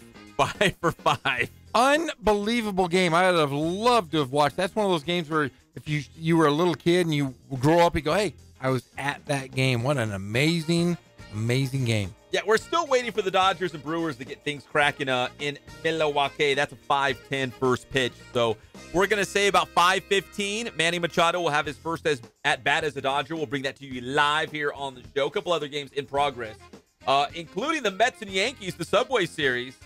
You know the Mets are winning. 3-0 right now in the first inning. Come on, guys. Come on. You know the Mets are winning. I think this is the first time that Pep can pull his chest out. Oh, I am. And be like, the Mets are beating the Yankees. I'm feeling real good right now. I got my chest out. The Mets are winning. It's all good today. It's a Friday. I came in such a great mood, so it's just kind of on par for what's going on today. The Mets are winning. I'm in a great mood. You and I both. We came in just raring to go Friday. Oh man, you're gonna go hang out at the desert for a couple days. It's only gonna be 212 degrees out there, Pep. 212. Uh-huh. Oh, nice and cool. I gotta say this. Sometimes I don't really feel like coming to work. I'll admit that. But when you guys come in, you guys are always enthused and excited to be here. We are, aren't we? We have to. Every day. It just brightens up my world. Thank you, guys. Hey, you know what? Thank you, Greg. You know what? I come in every single day with not a chip on my shoulder, but a little happy guy. You are a joy to the world. I have like you have an angel on one shoulder and a devil on the other. I have angels on both shoulders when I come into this place every single day. It's that good. Right now, let's go to the Spoiled Quick Quality Oil Change Celebrity Hotline here on the Inland Sports Show on Fox Sports IE 1350 AM. Let's welcome to the show right now Ruben Ayala and Diana Ayala. And we were talking about the Sandlot camp, and I know there's another one taking place this Saturday at Hunter Hobby Park, just down the street here from our Fox Sports station. And Ruben and Diana, first off, if people are not familiar with the Sandlot camp here in Riverside, what is it all about? Well, it's a camp that we started, this is our 6th year, and we started it basically for kids with little to no experience, to get them a chance to come out, to expose them to the game and bring it back to what it used to be and having fun, in a world of travel ball and year-round sports. We were kind of phasing out the kid that maybe doesn't have the talent level to compete with those kids and wants to play for fun, and the kids that can't afford it, that can't afford to compete in travel ball, they're being phased out of the sport. So we kind of wanted to bring something back that was for, let's have fun, teach them some fundamentals and have a good time and get it back to what it used to be, and that's having fun.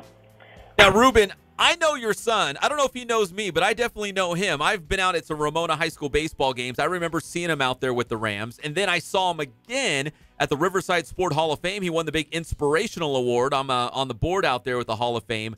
Man, I am assuming you couldn't be more proud of your son, and he's one of the big reasons why the Sandlot camp started in the beginning, right? This is Diana. That's the reason we started the camp. He wanted to play baseball at the age of 14, and we really couldn't find a spot for him to play. Everything was way advanced for him, and he hadn't played since T-ball. And so we decided to go ahead and start this camp in order to give children like him a place to play and learn. Well, you have another camp, I believe. Is it the final one of the summer tomorrow at Hunter Hobby Park? Yeah, it's a 3-day camp that we do each year, one time a year, and it's just a 3-day camp. So tomorrow is our final day, and we have a big game for all the kids. I got you. Okay, so paint a picture for us, Diana and Ruben as well, of what the Sandlot camp looks like. Is it a bunch of kids just smiling, having fun, learning baseball basics? I know there's raffles and prizes, and they have scholarships for some of the kids to be able to do this. Kind of paint us a picture of what a Saturday looks like, especially tomorrow's Saturday here at Hunter Hobby. Well, Saturday is going to be, it's a culmination of the end of the camp, so in a game. Tuesday and Thursday are the real stories of how the camp works. You're going to see, if you come out to a Tuesday or Thursday day, what you're going to see is kids of all ages, first of all. So you might see a 7-year-old standing next to a 13-year-old. You might see you'll see both a male and female. You'll see softball and baseball being taught together. You'll see one kid who may have a rather, 12-year-old that might have a decent skill level that's played for a few years, playing right next to a kid that's never picked up a bat before. So we don't turn anybody away. We have found a mix in that we're able to take kids from whatever their skill level is, and all of them work together. We have 2 rules of the camp. It's respect everyone and have fun. And as long as the kids do that, we're going to put a smile on their face. And so it really is. It's very unique. We involve the parents.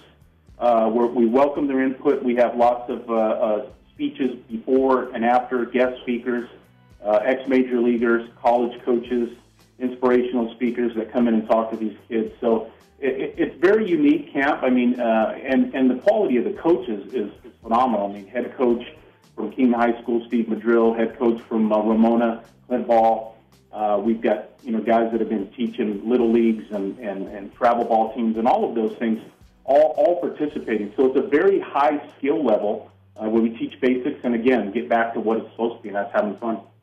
Now, you mentioned some of the guest speakers and some of the people that have gotten behind the Sandlot camp, guys like Steve Madrill. I think I even saw some pictures with Troy Percival, the UC Riverside head coach, out there as well. Who are some of the local baseball names? You mentioned a couple of them that have gotten behind the Sandlot camp, and obviously they share that same vision as you in making baseball fun as kids learn it. Yeah, so you mentioned Troy Percival, and he was a teammate of mine at UCR, so Troy's been a part of the camp since the first year. This year I did not have him out because they were having their camp the same week, but Troy Percival, Adam Kennedy, Alvin Davis, Daryl Thomas. Tomorrow we're going to be having Cal Baptist head coach Gary Adcock. He'll be speaking to the kids. The mayor will be out there tomorrow, the mayor of Riverside. Most of the council member, Riverside Police Chief Sergio Diaz. The list goes on and on. Probably too many for me. A hero of mine and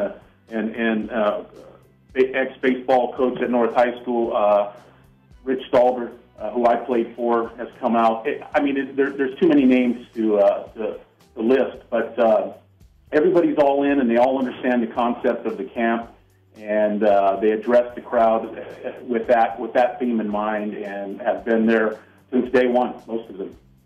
Well, it sounds like it's going to be a great event on Saturday. Ruben and Diana, if people are listening right now and they think maybe the Sandlot camp is for them or their children, how can they get more information about this?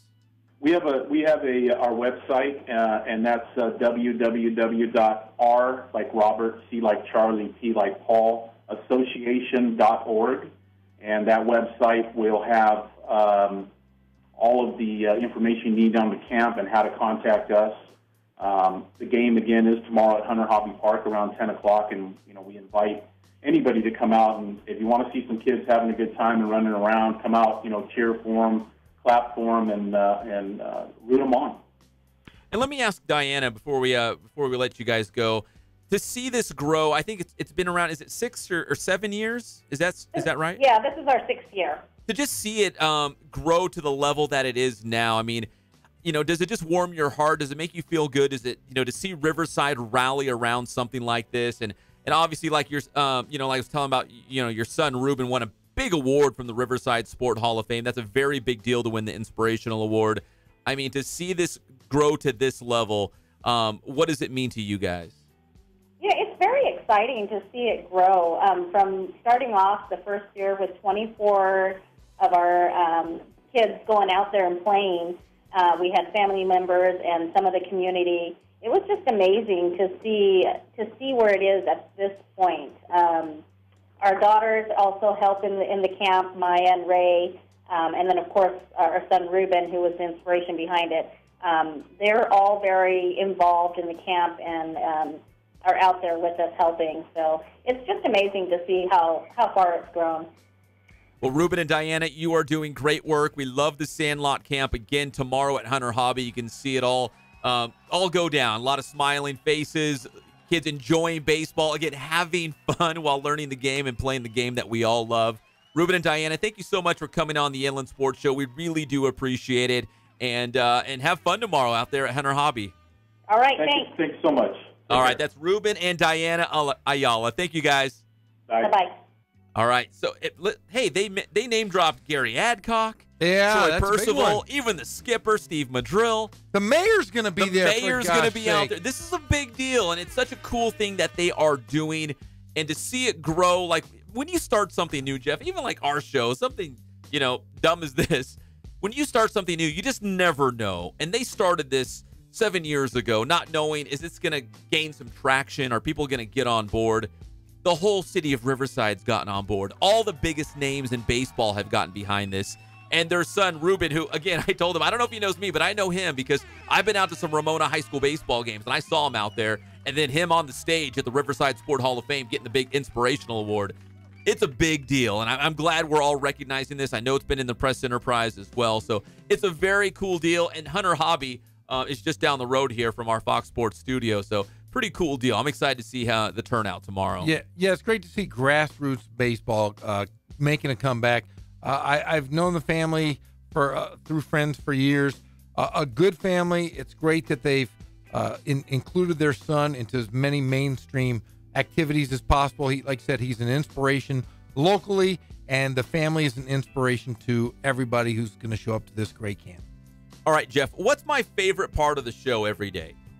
Well, usually it's the Dodger lineup. It is, but we already did it, right? We did.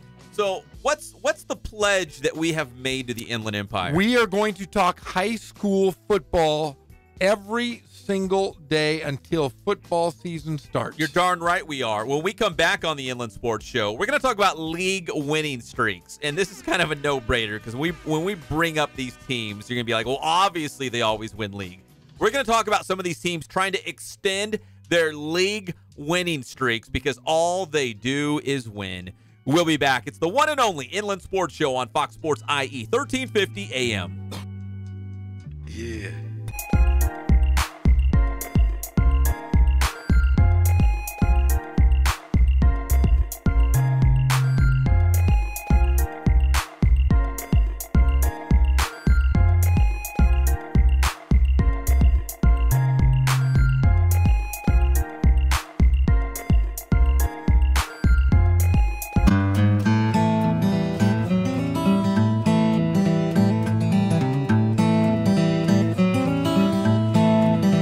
Focus on the customer here.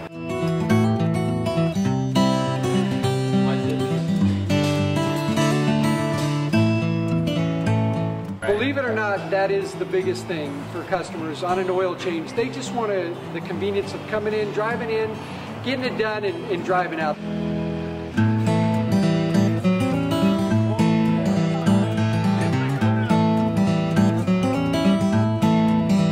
Just greet them, get them going, and they're done in about 10 minutes or so.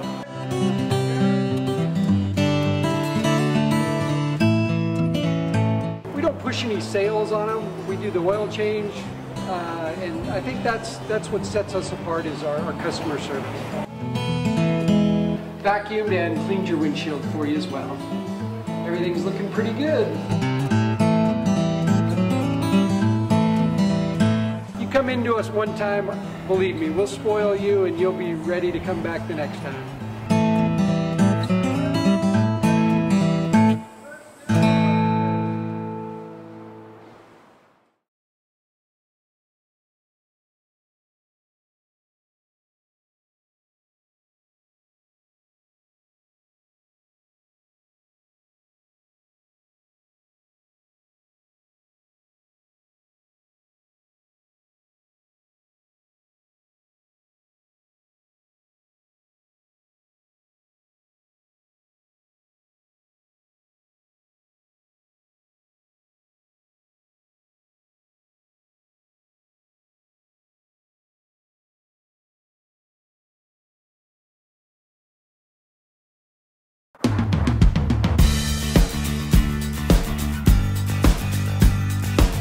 We're small, family-owned, strive for quality pre-owned vehicles. We're not a volume dealer, and we take every deal as personal to us.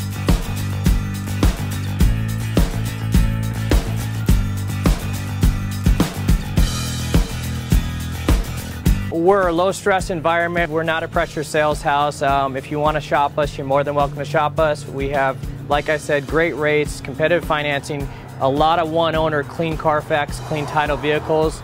As you see, we have Carfax everywhere. That's most important to us, to educate our customers before they make a purchase.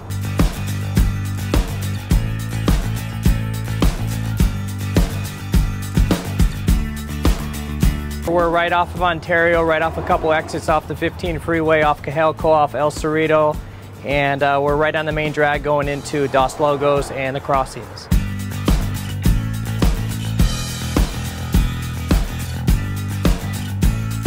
We have great financing, we have great lenders that we're using. We do buy, sell, trade, cash for your car. Whatever we need to do to help accommodate the customer, that's what we're here for.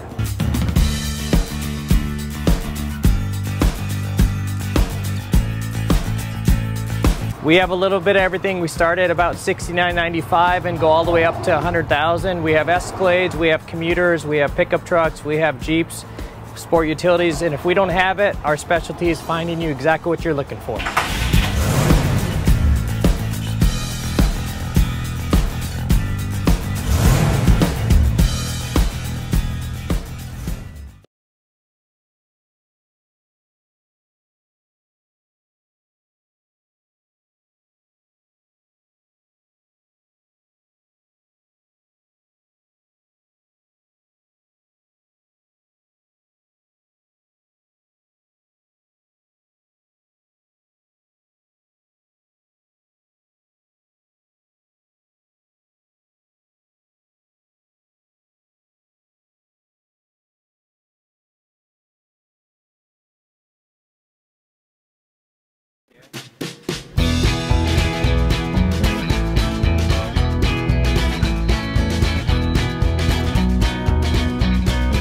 Thank God, first of all. I thank the great people that I've got around me that help support me, the people that work for me. As I started, if it wasn't for the people around me, we probably wouldn't be here right now, but I've got a great staff. I've got great people that do stuff for us outside the store, and we've been very, very fortunate.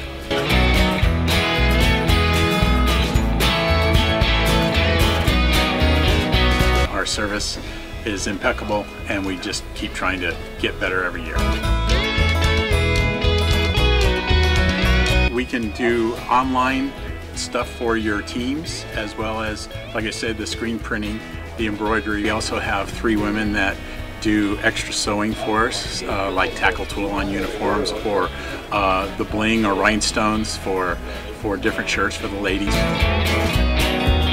That's why we have certain racks just for certain schools, and the fun about that is that it turns into other schools that may come in here that aren't as close, that we can do stuff for them as well.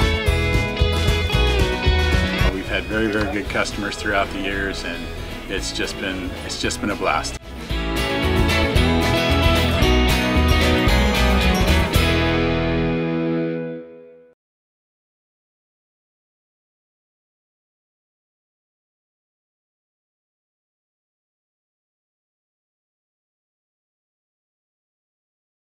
This bumper's gonna go on the wall of my garage, carnal. I'm gonna put a little sign under it.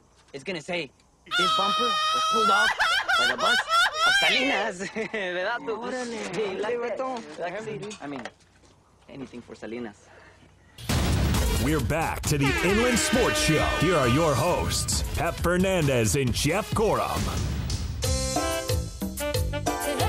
Oh my God. Greg, is this for me? You guys! We're all in a good mood. We're just laughing it up on a Friday. Welcome back to the Inland Sports Show on Fox Sports IE 1350 AM. Vámonos! Let's go to Catalano Motors in Corona off of Temescal Canyon Road. Muchos coches. They got cars, all kinds of cars. Trucks, SUVs. They got sports cars. I know they got sports cars.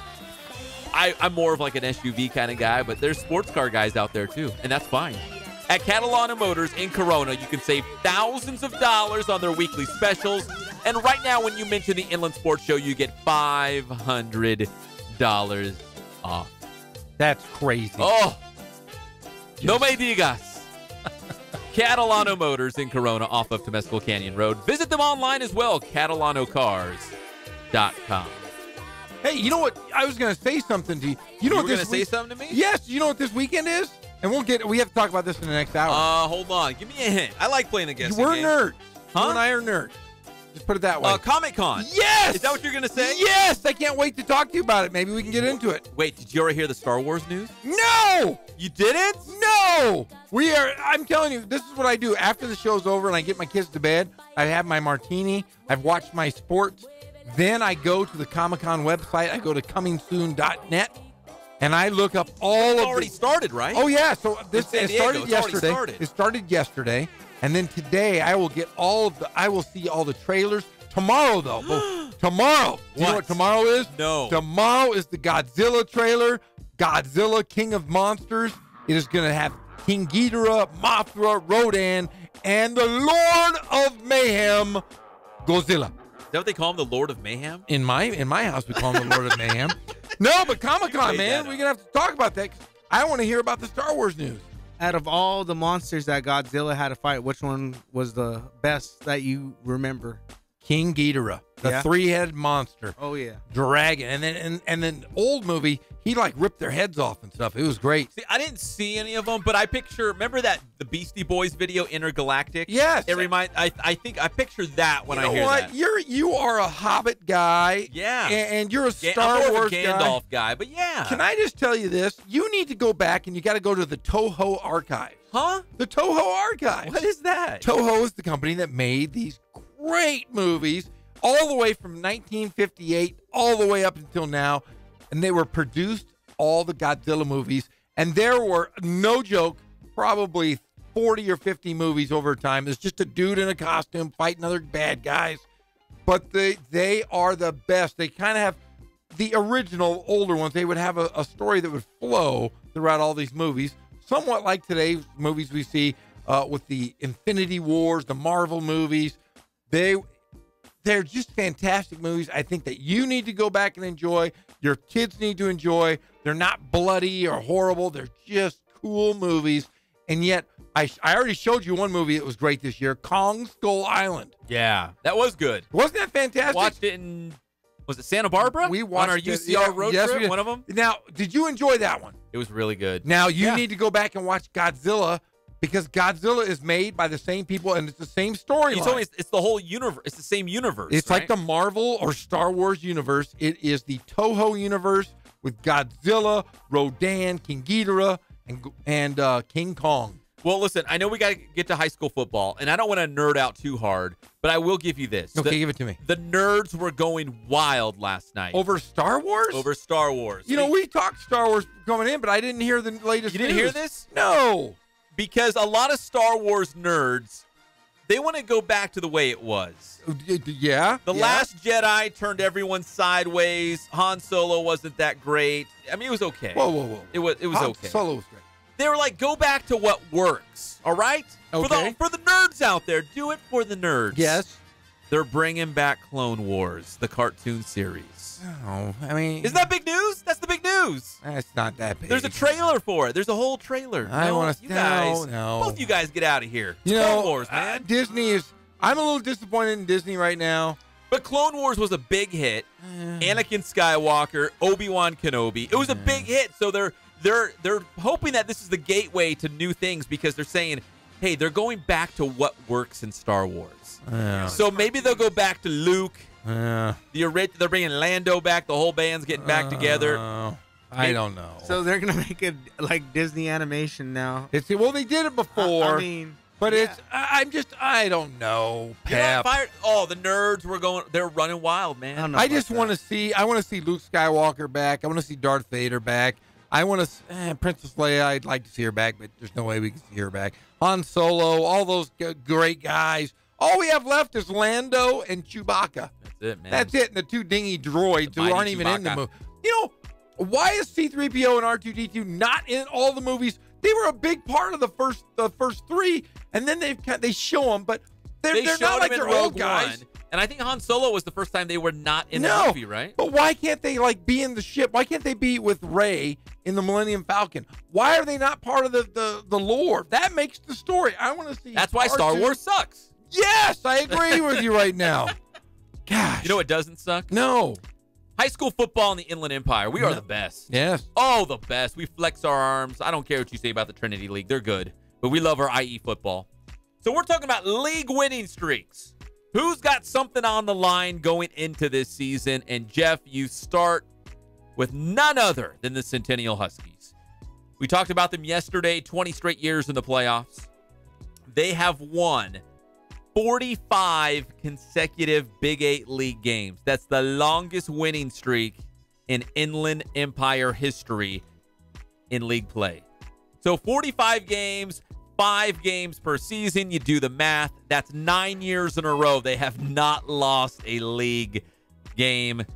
If I hazard to make a guess, we can make that 50 straight league wins. I don't think anyone's going to beat them. Boy, you went out. You walked right out there. I went way out there, right? I'm not going to go way out there this year, Pep, because I've seen some of these Big 8 teams, and there are some very, very good athletes. No, they're very good, but are they going to beat Centennial? Yes, somebody's going to get them this year. You think this year Centennial will lose? Hey, I am a league game. I am a true Star Wars fan, and I believe that good will sometimes rally over evil.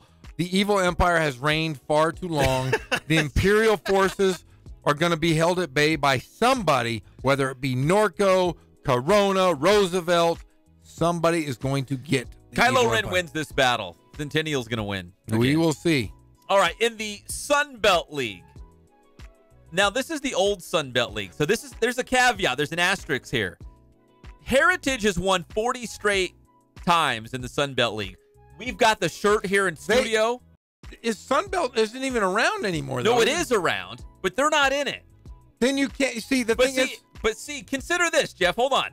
So Heritage is no longer in the Sun Belt League because the Raincross Conference is 3 leagues. The Ivy? The Ivy, the Sun Belt, and the Inland Valley. Heritage is not in the Sun Belt. They're now in the Ivy League. But so if you just take the word Sun Belt out. Just take league winning streak. So if you apply this league winning streak to the Ivy League, Heritage has 40 straight league wins and counting. Because I think it's unfair to just say, oh, well, they won 40 straight league wins and it's over. Now they have to start back at 0. I think you continue it. It's still league play. In fact, it's even harder. The Ivy League's going to be even harder for Heritage to keep it going. But they won 40. In fact, they never lost. Yeah, Since dinosaurs roamed the earth, they never lost. Since the inception of the Sun Belt League, they have never lost. And I think that in itself is pretty darn cool. If you go into Heritage's gym and you see all the banners and you see 8 straight championships, it's pretty impressive because that's it. And they never lost. Never. Perfect in league play every single year. And the other one we've got to mention, so Centennial has 45 straight league wins. Heritage has 40 straight league wins. Citrus Hill, 39, right behind Heritage. 39 straight league wins in the Mountain Pass. The last time Citrus Hill lost in the Mountain Pass League, it was Beaumont beating them in 2010 in their league opener. That was a long time ago. 2010, I wasn't even in the Inland Empire yet. That was a long time ago. They've won 39 straight in league play. Jeff, I'm never going to say Citrus Hill is ripe for the picking. I won't do that. If Zomalt's still there as the head coach, and he is, I know he is, at least for one more year, they're going to be tough. But Beaumont, they're going to be good with Steinberg. Gregovich running the offense at Hemet. We've heard San Jacinto is going to be legit. This could be a real battle this year for Citrus Hill in the Mountain Pass League. Yeah, and I'm going to step out on the ledge and say that Citrus Hill is going to go down. Okay, let me ask you this real quick. We got 2 minutes. Between Centennial, Heritage, and Citrus Hill, of those 3, which one is able to keep the league winning streak going, and which one you think will probably have the best chance of losing and dropping a league game? I think Centennial will probably. I was going against you just because I have to, and I like to talk about evil and good. Centennial, I think, will probably should win the Big 8. I think. So between Heritage and Citrus Hill, who do you think might stub their toe here in league play this season? I think Citrus Hill might How dare you? I think they might stub their toes at the hands of Beaumont. You think Beaumont's going to get up? The Cougars of Beaumont are going to beat the Hawks. Oh, Jeffrey. Beaumont. See, the out was, I think they're all going to win. No, They might. You It's going to asked be me. battle. You just tricked me then. That was a trickery. I don't like being tricked. It's going to be a great season. Of course, Centennial, Heritage, and Citrus Hill, 3 of the best programs, not only in the Inland Empire, but in the state. And they've got these league winning streaks in the works. Can they keep them going this season? We will find out. We're fired up about it because, again, our pledge to you, talk high school football every single day on your favorite show, the Inland Sports Show, which is brought to you by Boost Performance Training. There is still time to get ready for the high school football season. Check out boosttrainingsystems.com, the website. Give them a call. Shoot, just show up. They'll be ready to go. They'll say, let's get this cracking. Put those shoes on. Let's start running around, lifting weights. Get ready for the football season at Boost Performance Training. Follow them on Instagram and Twitter. We love you, Boost. When we come back here on the Inland Sports Show, we got some local football players now at the college level getting some big-time honors. We'll talk about that when we come back at your favorite show, the Inland Sports Show on Fox Sports IE 1350 AM. Yeah, thank God it's Friday. Inland Empire sports fans turn to the Inland Sports Show. So you talk to the radio? On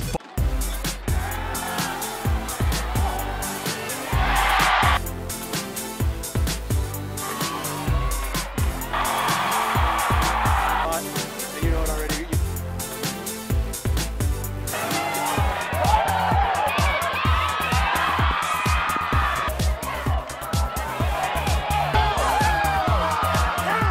Hey, get up!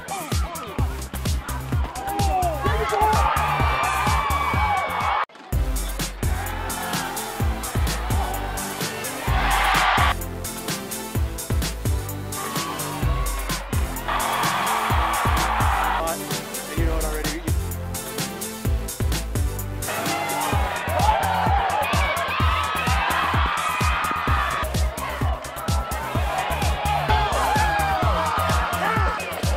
Hey, get up!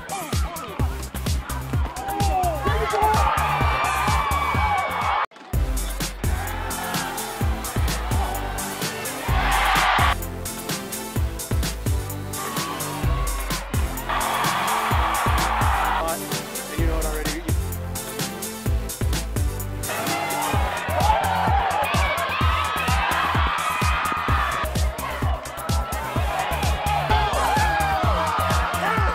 Hey, get up!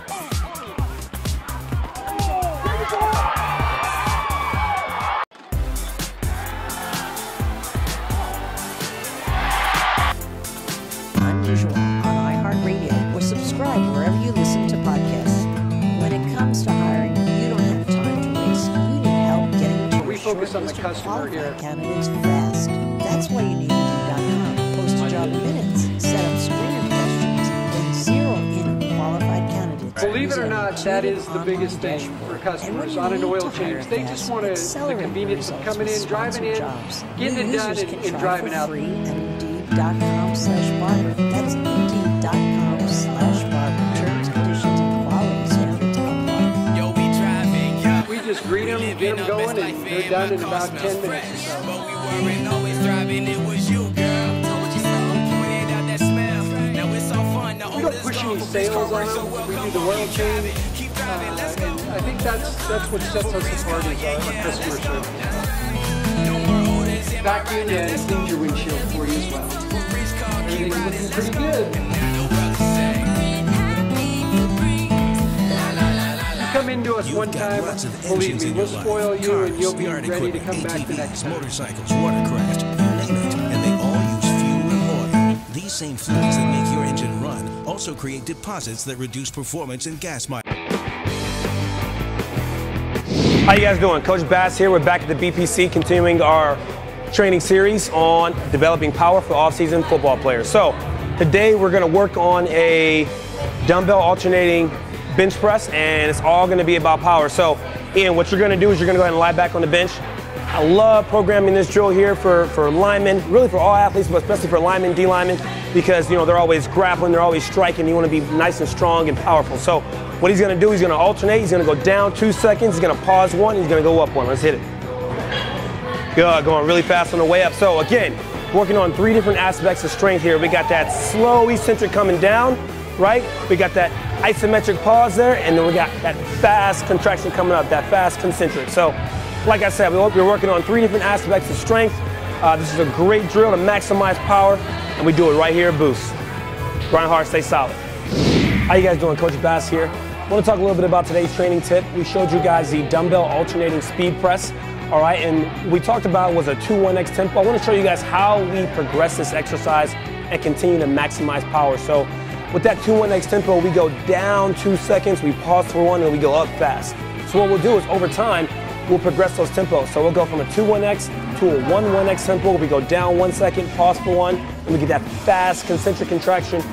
And then finally we'll go to an X1X tempo where we go down fast to isometric pause and then fast up. So really what we're doing is we're just developing speed, developing power through different muscle contractions.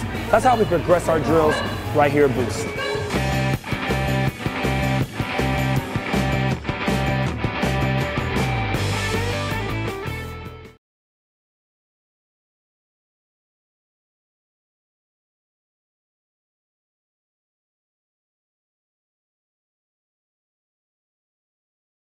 CBAs and the Edges. There are some moments only the forest can inspire. Find yours at discovertheforest.org. Learn about forests near you and discover cool things to do when you go. Visit discovertheforest.org. Brought to you by the U.S. Forest Service and the Ad Council. This is Michael Scott, the voice of your Rancho Cucamonga Quakes baseball team, proud affiliate of the Los Angeles Dodgers. Thanks for listening to Fox Sports, home of the Rancho Cucamonga Quakes. This is the IE's home for sports. KPWK AM 1350, Riverside, San Bernardino, an iHeartRadio station. Listen, ready. I am always ready. I have been ready since first call. I am ready. Roll.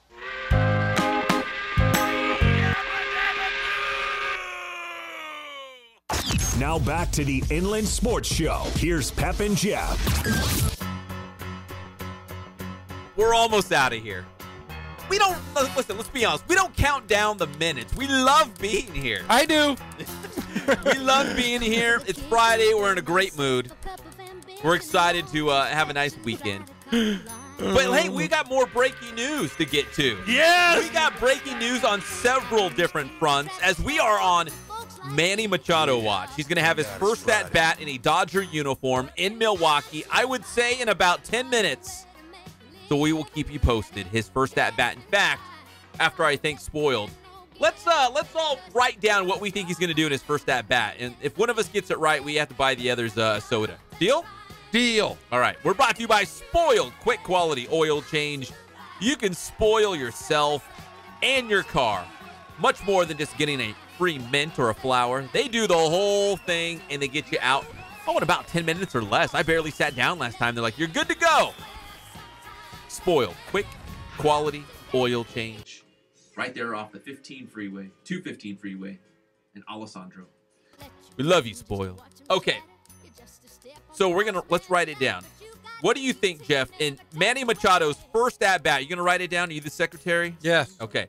Do you want to go first? Yes. What do you think Manny Machado will do in his first at bat? Grounds out to second. Ground out to second. Greg Ayala. Manny Machado's first at bat for the Dodgers. What do you think he does? He's batting second, correct? Yes, batting second. I would say a shot into left field for a single. Oh. Okay, single to left. Greg Ayala. Jeff says ground out to second. Yeah.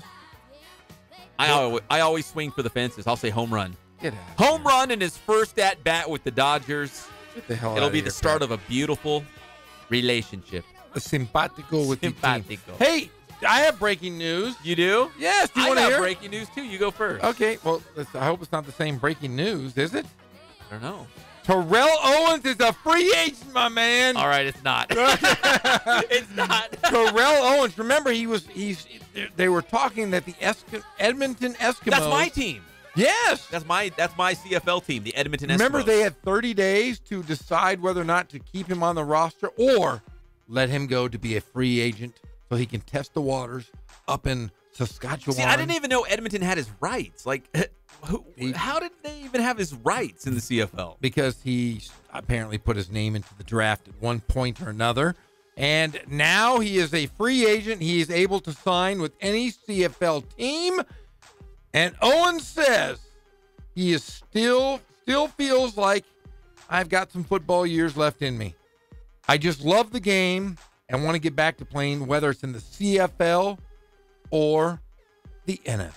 Well, see, and that's the thing. Maybe that's why he's not making plans to be at the NFL Hall of Fame ceremony, because in the back of his mind, he knew, my conspiracy theory was he'd be in an NFL training camp, but maybe he'll join a CFL team. The Canadian Football League is already deep into their season, but I guess you could just join a team in progress, right? In the middle of the year. He and Johnny Football could pair up together, and both of them could stand on the sidelines holding clipboards. That is my assumption.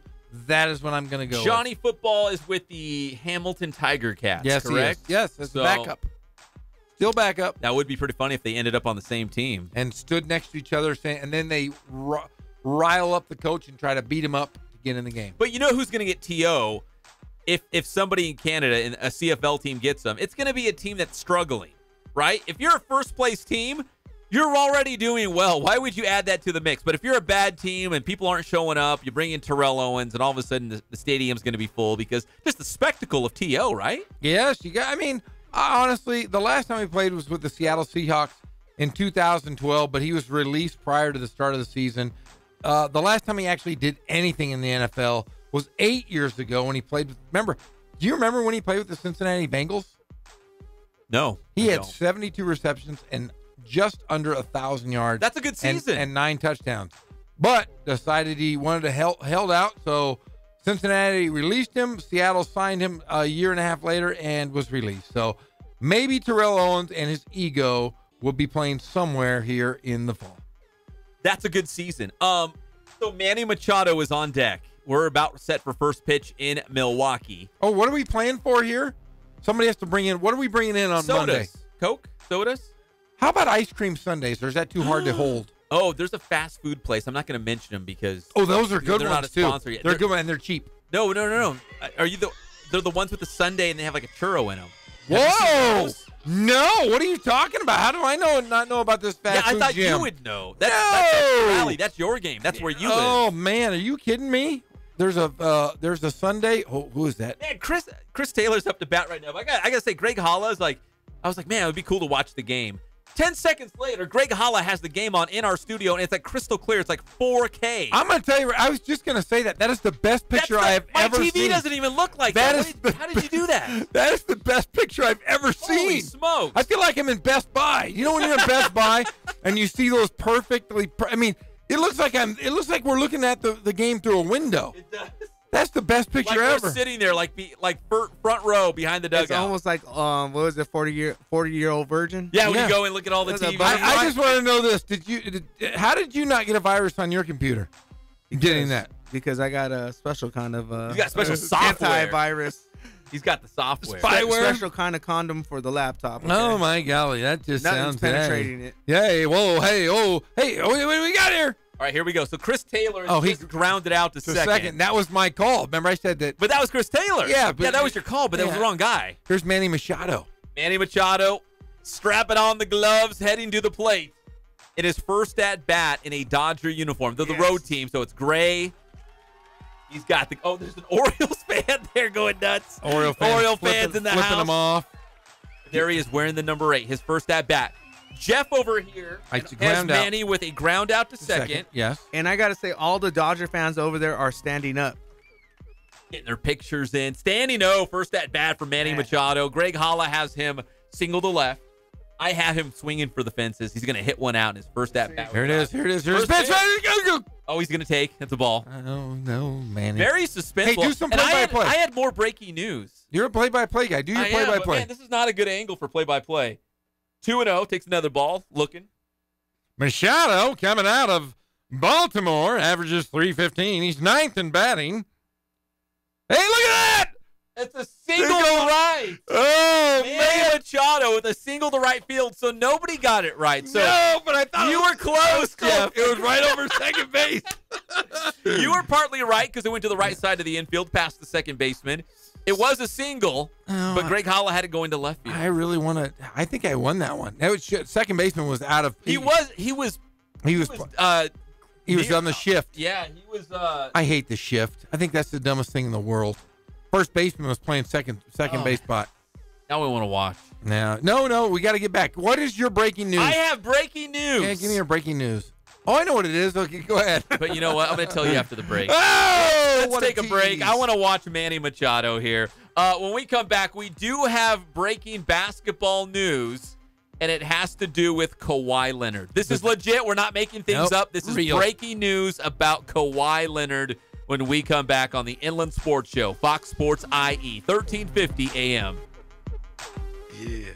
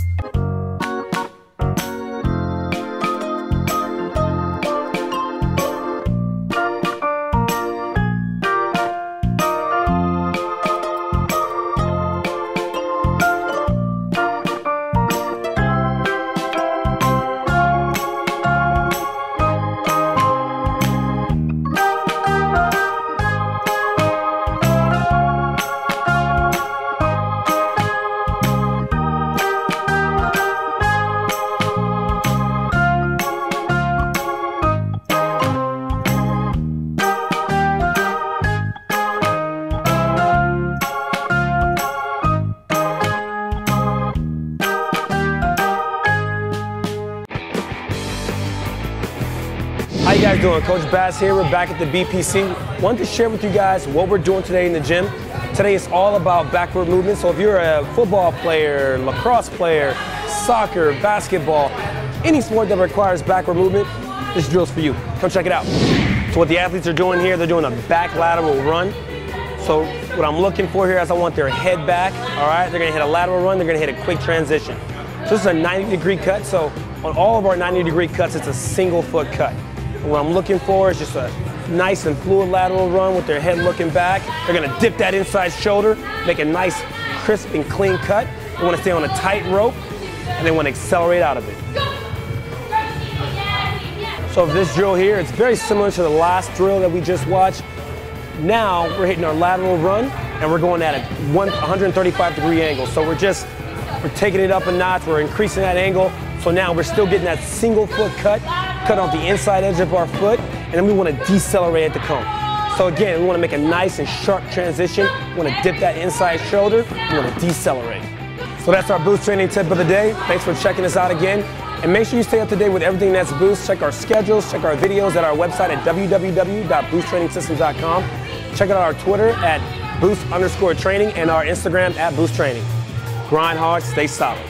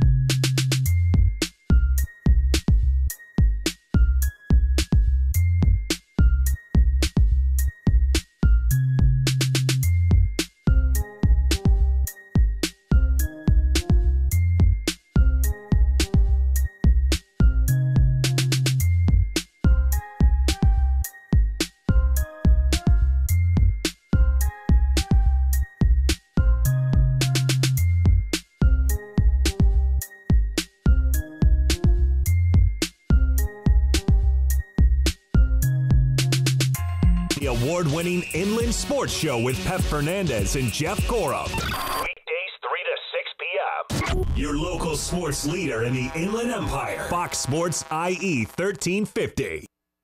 Now back to the Inland Sports Show. Here's Pep and Jeff. It's a beautiful day in this neighborhood. It is a beautiful day. We had a battle through some technical difficulties, but we made it back. Hey, that's the first time since December 4th we've had any kind of hiccups in studio. We had a great run. It's like a pitcher going through a scoreless inning streak, right? Is over. No errors. We had no errors, and then it took 8 months. 8 months later, we finally.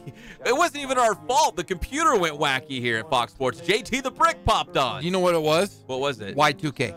Y2K. Remember that was going to destroy the world? Well, these computers look like they might be from the Y2K era, so I think I'm going to have to blame it on Y2K. It finally caught up, and I will say this. Greg was working his tail He was off. sweating. I haven't seen him sweat that much in a long time. He was sweating. He was running around. I wasn't sweating, man. Let's get one thing straight. I was cool as a cucumber, but You are I had to amazing. take care of it, man. You know, We back?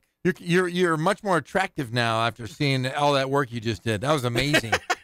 You are now on a pedestal that I've never put you Greg on. gets it done. You know, it almost felt like that movie Armageddon when they were trying to get the space shuttle to go. You and saved you're the world. You were just like- hitting it with the ratchet, just hitting it, and then it popped it. Is that the one with Bruce Willis and Ben Yes. Affleck? Yes. Which one would you like to be? Because right now you're my hero. Which one? I'd be Ben. Ben Affleck? All right. Younger. Ben- all right. He was Batman. Yeah, Batman. You're Batman and Ben Affleck all in one. Good job. Greg saved the world. Yes. All right, we have breaking news. Beep, beep, boop. We told you right before we hit to the break that Manny Machado got a single in his first at-bat, right? He pushed it to right field. Right now we're in the second inning between the Dodgers and the Milwaukee Brewers. The other big news is involving Kawhi Leonard.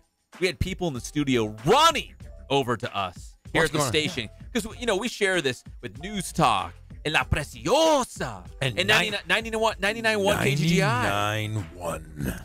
And they were all running down the hallway to us, the Inland Sports Show studio, saying, what is going on with Kawhi Leonard? Well, I'm glad you asked. Tell us. Because remember, people were saying, oh, man, Kawhi, he doesn't want to play for the Raptors. He's not going to show up. What if he holds out? We went through all the consequences, right, if he doesn't play for the Raptors. Guess what Toronto, the Raptors, their official team Instagram just put out? What, Pep? The Raptors just put out a picture with their front office and Kawhi Leonard locked arm in arm, smiling, laughing it up. Says, welcome to the North. Oh, it's a beautiful thing. Well, look at old Kawhi, but it could be a cardboard cutout. Because He's real, man. I don't know. I was studying him. I'm like, okay, he's got Nikes on, so maybe he's still going to be a jump man, like a Jordan brand guy. He's got the Jordan 1s on. He's got his claw logo on the chest of his shirt. He looks good. I think he's ready to, dunk the basketball, run around, play some defense. Well, I'll tell you what. There was really no other options. I think he played his card, his hand, his claw. As well as you could play it. But, Pep, you and I really, really studied this. There was really no other option for him but to show up and smile with the Raptors. You have to, because, again, he was going to lose a ton of money. $20 million. If he held out the entire season, he would lose his entire $20.1 million salary. And the Raptors would not have to give up his rights next summer. He would not be a free agent. That's if he did not play for Toronto. But if you want to jump to conclusions, and we love to do it here on the Inland Sports Show, there he is in Toronto at the Raptors facility with the front office, and he's smiling, and it, makes it look like that they're all one big happy family in Toronto, and that he will be in a Raptors uniform. Jeff, we got 2 minutes right here, but does this squash or diminish your theory that the Raptors are going to take Kawhi and flip him around and send him to the Lakers in a trade before the season? The only thing it does, and I think I have a new take on this because since he did show up and you and I talked quickly during the break, I think that the East, the Toronto Raptors are going to keep Kawhi Leonard until the trade deadline. I think they're going to gauge how they're going to do against Boston, how they're going to do against the Philadelphia 76ers. And if they see a chance where they can get out of the East and win or get to an NBA Finals, then I think they keep him and they just risk the reward of keeping him. to go to the finals. If they look like they're not going to get out of the East, then you have to assume that they're going to make a trade because they're going to need something in return.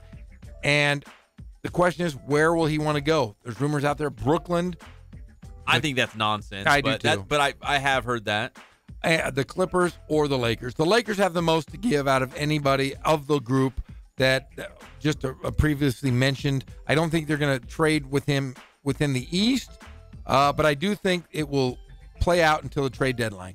Okay, let's say whatever the case is, free agent next summer, the Raptors trade him, but Kawhi Leonard ends up on another team. I've heard some multiple people saying that, if Kawhi comes to the Lakers, he has no interest in being second fiddle to LeBron James. So if he wanted to come back home to Los Angeles, back home to Southern California, the pride of King High School, that he might go to the Clippers. Do you believe that? Because I thought myself, yeah, maybe they're right. But then I flipped it around and said, wait, if there's one guy that's not worried about the publicity and does not have an ego and could play with anybody, I think it would be Kawhi Leonard. I don't think he has any, hesitation about playing with LeBron James, being like, oh, well, LeBron's going to get all the limelight. I'll just, I want to be the guy. I want to be the superstar. I think if there's any guy out there that does not have the ego that could team up with LeBron James, I think it would be Kawhi Leonard. Do you think he is concerned with who gets top billing on a team? No, I don't. I think it all has to do with the shoe deal, and you probably think I'm nuts, but yeah, I think when you're talking $100 million shoe deal, he's not going to get that in Toronto.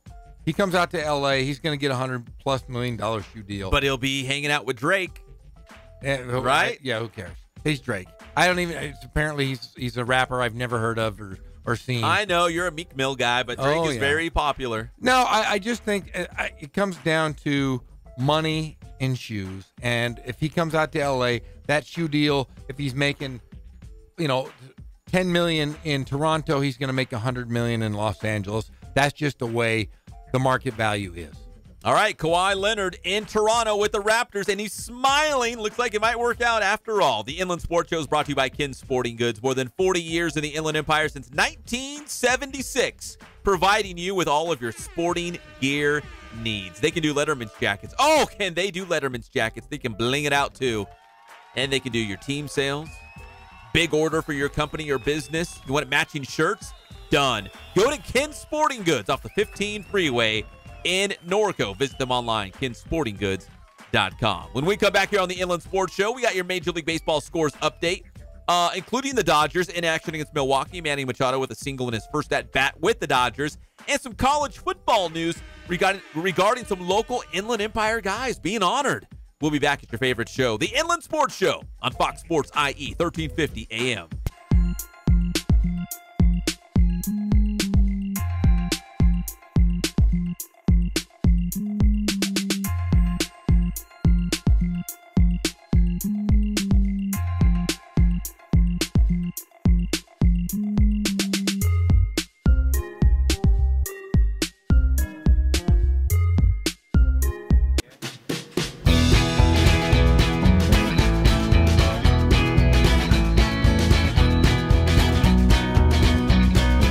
Thank God, first of all. I thank the great people that I've got around me that help support me, the people that work for me. As I started, if it wasn't for the people around me, we probably wouldn't be here right now, but I've got a great staff.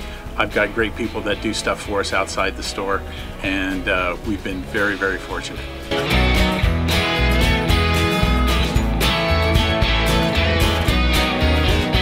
Our service is impeccable, and we just keep trying to get better every year. We can do online stuff for your teams, as well as, like I said, the screen printing, the embroidery. We also have 3 women that do extra sewing for us, like tackle tool on uniforms, or the bling or rhinestones for different shirts for the ladies. That's why we have certain racks just for certain schools, and the fun about that is that it turns into other schools that may come in here that aren't as close, that we can do stuff for them as well. We've had very, very good customers throughout the years, and it's just been a blast.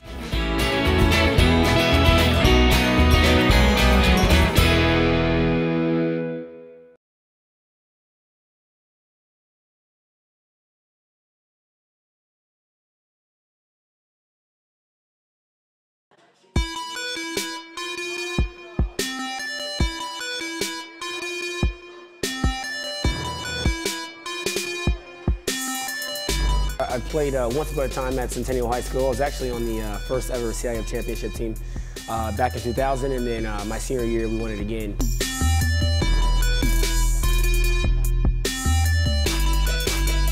I'd say that's my passion because I've done it. You know, I know exactly where these athletes are at. I know what their mindset is right now. I know how hard it is to, number one, find a performance coach who can take you to the next level.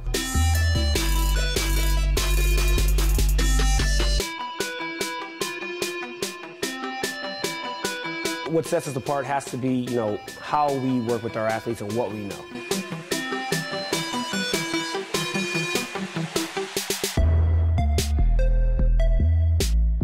We can take an athlete and you know, help them reach their athletic potential, you know, help them, you know, prevent injuries, help get them stronger.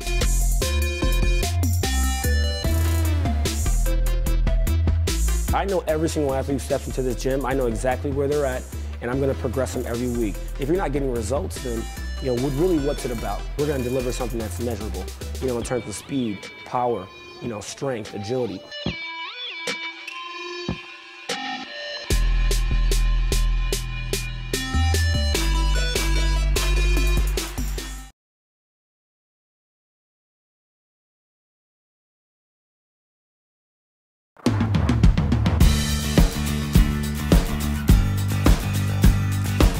We're small, family-owned, strive for quality pre-owned vehicles. We're not a volume dealer, and we take every deal as personal to us.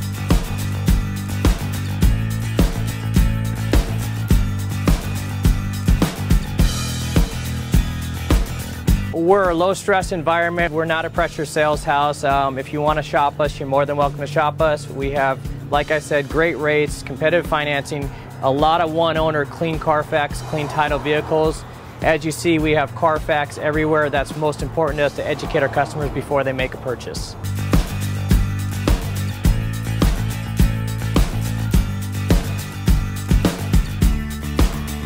We're right off of Ontario, right off a couple exits off the 15 freeway, off Cajelco, off El Cerrito, and we're right on the main drag going into Dos Logos and the Crossings.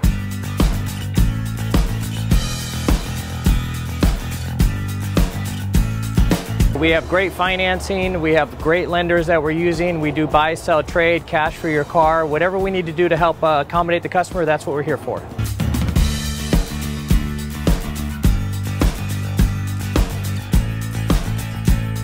We have a little bit of everything. We start at about $69.95 and go all the way up to $100,000. We have Escalades, we have commuters, we have pickup trucks, we have Jeeps, sport utilities, and if we don't have it, our specialty is finding you exactly what you're looking for.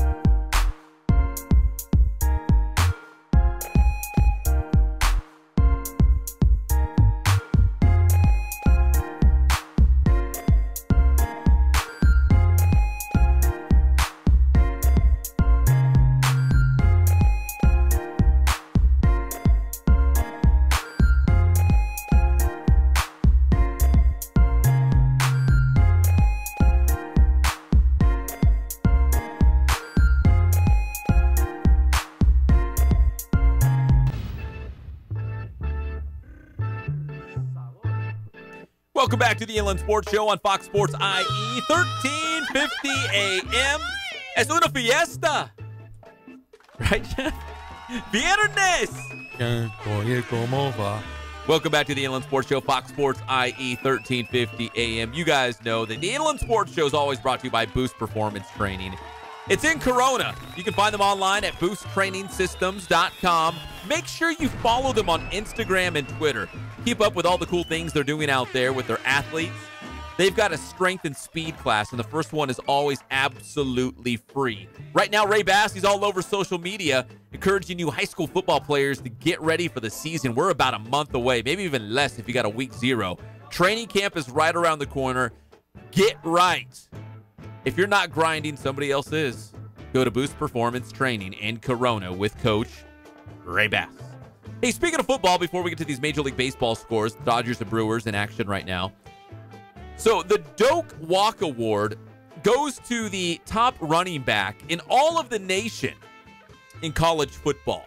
So what they do before the season is they kind of single out, they recognize, they honor what they call like the Doak Walker candidates. So they look at all the college football running backs in the entire country, and they narrow it down to a real short list of the guys they think are going to be the top running back in the entire nation. For example, last year, the Doak Walk winner was Bryce Love, the running back at Stanford. In fact, he's back again. He might win it 2 years in a row. But I got a feeling we got a couple Inland Empire guys with IE roots. They played high school football right here in the Inland Empire. They are also candidates on the Doak Walker Award list. And this is a big honor just to be on this list. So we have USC running back Stephen Carr from Summit High School in Fontana. We've got Boise State running back Alexander Madison, who just joined us on the show not too long ago. And I should mention Stephen Carr was on the show as well. We learned he likes Friends. That's right. He watches the TV show Friends at night. And we also have former Centennial High School running back J.J. Taylor, now at the University of Arizona. So you take a look at the best running backs in the entire country. 3 of those guys, Jeff, are from right here in the Inland Empire. I think that speaks volumes of not only the level of football we got, but we're churning out some good running backs, too. Yeah, and if you are the tailback at Tailback U, you've got to be a stud. Stephen Carr, last year, his freshman campaign, remember, he rushed for 309 yards and 3 touchdowns, averages almost 6 yards per carry. But in September last year, he had an ankle injury that kind of kept him out the rest of the season. So, the year, he's been able to get better. His ankle's better. And he's with the weights. I'm telling you what, he could be the stud in the Pac-12. Yeah, Stephen Carr had his moments last year at USC. And that was considering he was sitting behind Ronald Jones, yeah, who entered the NFL draft early. And that opened the door for Stephen Carr to be the marquee running back for the Trojans. They call it Tailback U for a reason. They've got great running backs always coming out of USC. And you could read the tea leaves. Stephen Carr is the next in line, the former Summit Skyhawk, to be that big-time running back to come out of USC. And he was fantastic as a true freshman. And now with Ronald Jones out of the picture, Stephen Carr, pun intended here, will be driving that offense this upcoming season for USC, especially considering they don't have Sam Darnold. They're going to have a new quarterback. If you've got a strong running game, it's going to make life a lot easier for that new quarterback, whoever it's going to be. So Stephen Carr is going to get a lot of touches, and he's going to mess up a lot of opposing defenses. And it's Alexander Madison, who we had on the show. He was a 1,000-yard rusher for Boise State last year. He is already getting talked about. When we interviewed him, we mentioned the fact that ESPN has him as a breakout performer for Boise State, who's already a preseason, I think it was like national ranking of 20 or 21, somewhere around there, depending on what poll you look at. Alexander Madison's going to put together, it looks like, back-to-back 1,000-yard seasons. He's healthy. The ankle looks good. That was the big question mark on him because he had injured it at the end of last year in the conference championship game against Fresno State. Played a little bit in Las Vegas Bowl. Shut it down during spring ball. But now he's good to go. He's ready to take off running. And Alexander Madison's set up to have a big season. Well, yeah, he looks healthy. 2 days ago, he was playing in a summer charity softball game. They asked him how he was doing. He said his ankle, his leg feels great, and he stayed there most of the summer working on getting better, and he says he's healthy and ready to dominate the Boise State offense. And don't sleep on J.J. Taylor either at the University of Arizona. I remember when he was at Centennial, he's only like 5'6". They might list him at 5'7". He's not a real big guy, but he is the fastest, shiftiest guy you'll ever meet. And that's what makes him so effective. He hides behind those big offensive linemen. He finds that hole and boom, pops zips right through it and takes off. He's super fast. You remember last year he was the Pac-12 co-offensive freshman of the year. He had 828 yards and 7 touchdowns. Unbelievable. So J.J. Taylor, Alexander Madison, Stephen Carr, all IE roots, right? And now they're up for the Doak Walker Award, going to the top running back in the entire country. All right, real quick, let's take a look at those Major League Baseball scores. I'm going to look at Greg Holla's 4K super high definition stream of the Dodgers. No score. 0-0 in the third inning. You know what? Manny Machado's at the plate again. Okay, so hold on. Oh, yeah, let's do it again. We got two more minutes in this segment. We're going to ride it out with Manny Machado here. Machado, in his first at-bat with the Dodgers, pushed a single to right field. So we got on board. Here in his second at-bat now in the top of the third inning. And he's got Chris Taylor on second base. So he's got a man in scoring position. What's he going to do? Quick, Pep. Home run. Oh, I say walk. What do you say, Greg? Okay, I'm going to say he's going to walk. Okay, we'll go generic. Single, walk, home run. Okay. Right? Yep. Come on, play-by-play guy. Oh, the offering was high. He's going to take a ball. Chris Taylor dives back in at the bag at second. 3-0 count. Manny Machado coming in. He was part 2 of this Mannywood. Remember, Manny was not the first Manny to be a big name here in Dodger Town. Manny Ramirez came over and was shocked the world. That was thrown down over to second base. Now good. We're going to 3-0 count. Looks like Gorham's going to win this one with might be a walk by Machado. 3 balls, no strikes.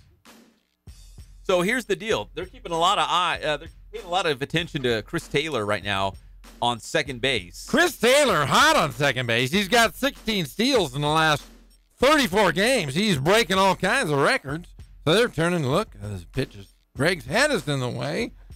And it looks like old Big Jeezy gets the call. So Manny Machado, single in his first at-bat, walked in his second at-bat. We're going to take a break. When we come back, we're going to wrap things up, get you all set for Quakes baseball. You're listening to your favorite show, the Inland Sports Show on Fox Sports IE, 1350 AM. Yeah, thank God it's Friday.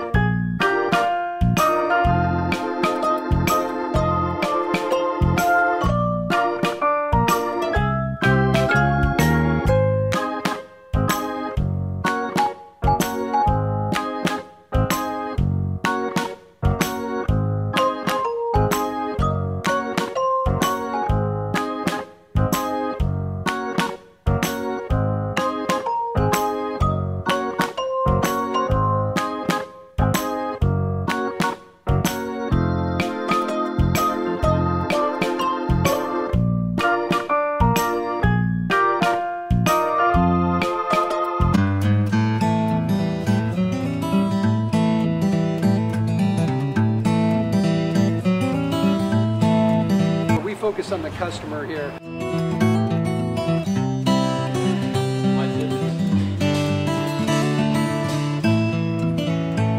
Believe it or not, that is the biggest thing for customers on an oil change. They just want the convenience of coming in, driving in, getting it done, and driving out.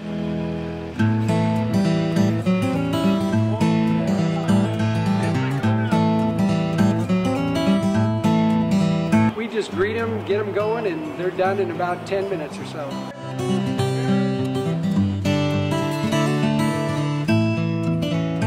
We don't push any sales on them. We do the oil change, and I think that's what sets us apart is our customer service.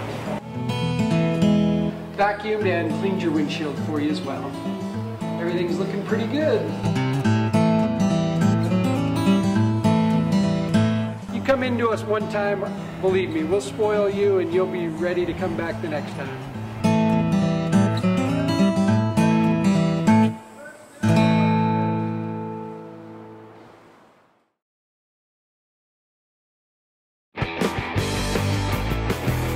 How you guys doing? Coach Bass here. We're back at the BPC. Wanted to share with you guys what we're doing today in the gym. Today is all about backward movement. So if you're a football player, lacrosse player, soccer, basketball, any sport that requires backward movement, this drill's for you. Come check it out. So what the athletes are doing here, they're doing a back lateral run. So what I'm looking for here is I want their head back, all right? They're gonna hit a lateral run, they're gonna hit a quick transition. So this is a 90-degree cut. So on all of our 90-degree cuts, it's a single foot cut. And what I'm looking for is just a nice and fluid lateral run with their head looking back. They're gonna dip that inside shoulder, make a nice, crisp and clean cut. They wanna stay on a tight rope, and they wanna accelerate out of it.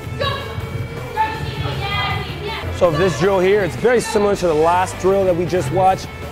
Now we're hitting our lateral run, and we're going at a 135-degree angle. So we're taking it up a notch, we're increasing that angle. So now we're still getting that single foot cut off the inside edge of our foot, and then we want to decelerate at the cone. So again, we want to make a nice and sharp transition. We want to dip that inside shoulder, we want to decelerate. So that's our boost training tip of the day. Thanks for checking us out again. And make sure you stay up to date with everything that's Boost. Check our schedules, check our videos at our website at www.boosttrainingsystems.com. Check out our Twitter at boost_training and our Instagram at boosttraining. Grind hard, stay solid.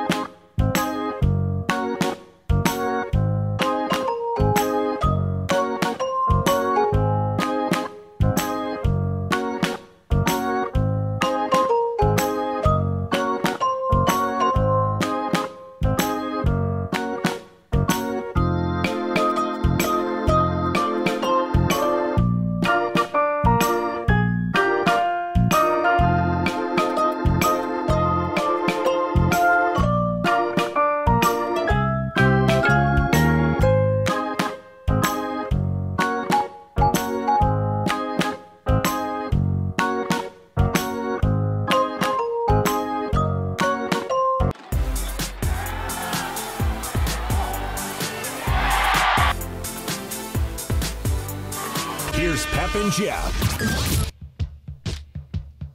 It's Friday, capping off a big week here in local sports. My head is still spinning between Manny Machado going to the Dodgers, Kawhi Leonard's now a Toronto Raptor. It's been a crazy week. We've had high school football teams filing through the Inland Sports Studio. It was a great week. It was a wild week around here. A fantastic week. Next week, I am back in action as Coach Gorham at the UC Riverside basketball camp. You got your whistle ready? What shoes do you wear? I wear whatever's You don't comfy. wear your Ellen DeGeneres Nike flats, do you? No, I couldn't stand for 8 hours. But next week, I am going to say there's going to be a special guest at the men's basketball camp, somebody who was a big NBA great. He won an award this year. I can't say who until the day of, but you will hear it first here. He won one of the major awards. James Harden. Nope. I wonder who it is. It's somebody big, one of the biggest names in the NBA. He's going to be hanging out with me. I won't be hanging out with him because I'm a bigger name than he is right now. Brooke Lopez. Brooke Lopez. No, but he was. This guy right now is probably the future of the NBA. Is that a good enough hint? Buddy Hield's going to be at your camp? Better than Buddy Hield. Oh. So, yes, next week, UCR men's basketball camp, David Patrick Camp. I will be there. The Gorham boys, or one of the Gorham boys, will be there. Lonzo? No Lonzo. Lonzo Ball's going to be there? But he's from the Eastern. He is from the Eastern Conference. Jello? Jello, no. Well, Jello might be a camper. He needs some skills. Yeah, he needs the skills camp. But no, I will be there, and we will have him hopefully on the show next week. Fair enough. We're brought to you by the Catalano Motors in Corona off of Temescal Canyon Road. Catalano Motors has everything: SUVs, trucks, sports cars, minivans. And listen, you're already going to save thousands of dollars. They got weekly specials. Ask for the special, save thousands, and then mention the Inland Sports Show, and you get $500 off. It's that easy. $500 off when you mention the Inland Sports Show, but only at Catalano Motors in Corona off of Temescal Canyon Road. CatalanoCars.com is the website. All right, the Dodgers on top of Milwaukee. They have taken the lead. Chris Taylor scoring the run for the Dodgers. It's 1-0 right now in Milwaukee. Manny Machado with a single in his first at-bat. Walked in his second at-bat. Just the beginning of a beautiful relationship between Manny 2.0 and the Doyers, man. Doyers. Quakes baseball coming up in just about 50 minutes right here on Fox Sports IE 1350 AM. As for us, the Inland Sports Show, we'll see you again on Monday. It's your favorite show, the Inland Sports Show, Fox Sports IE 1350 AM. Bye.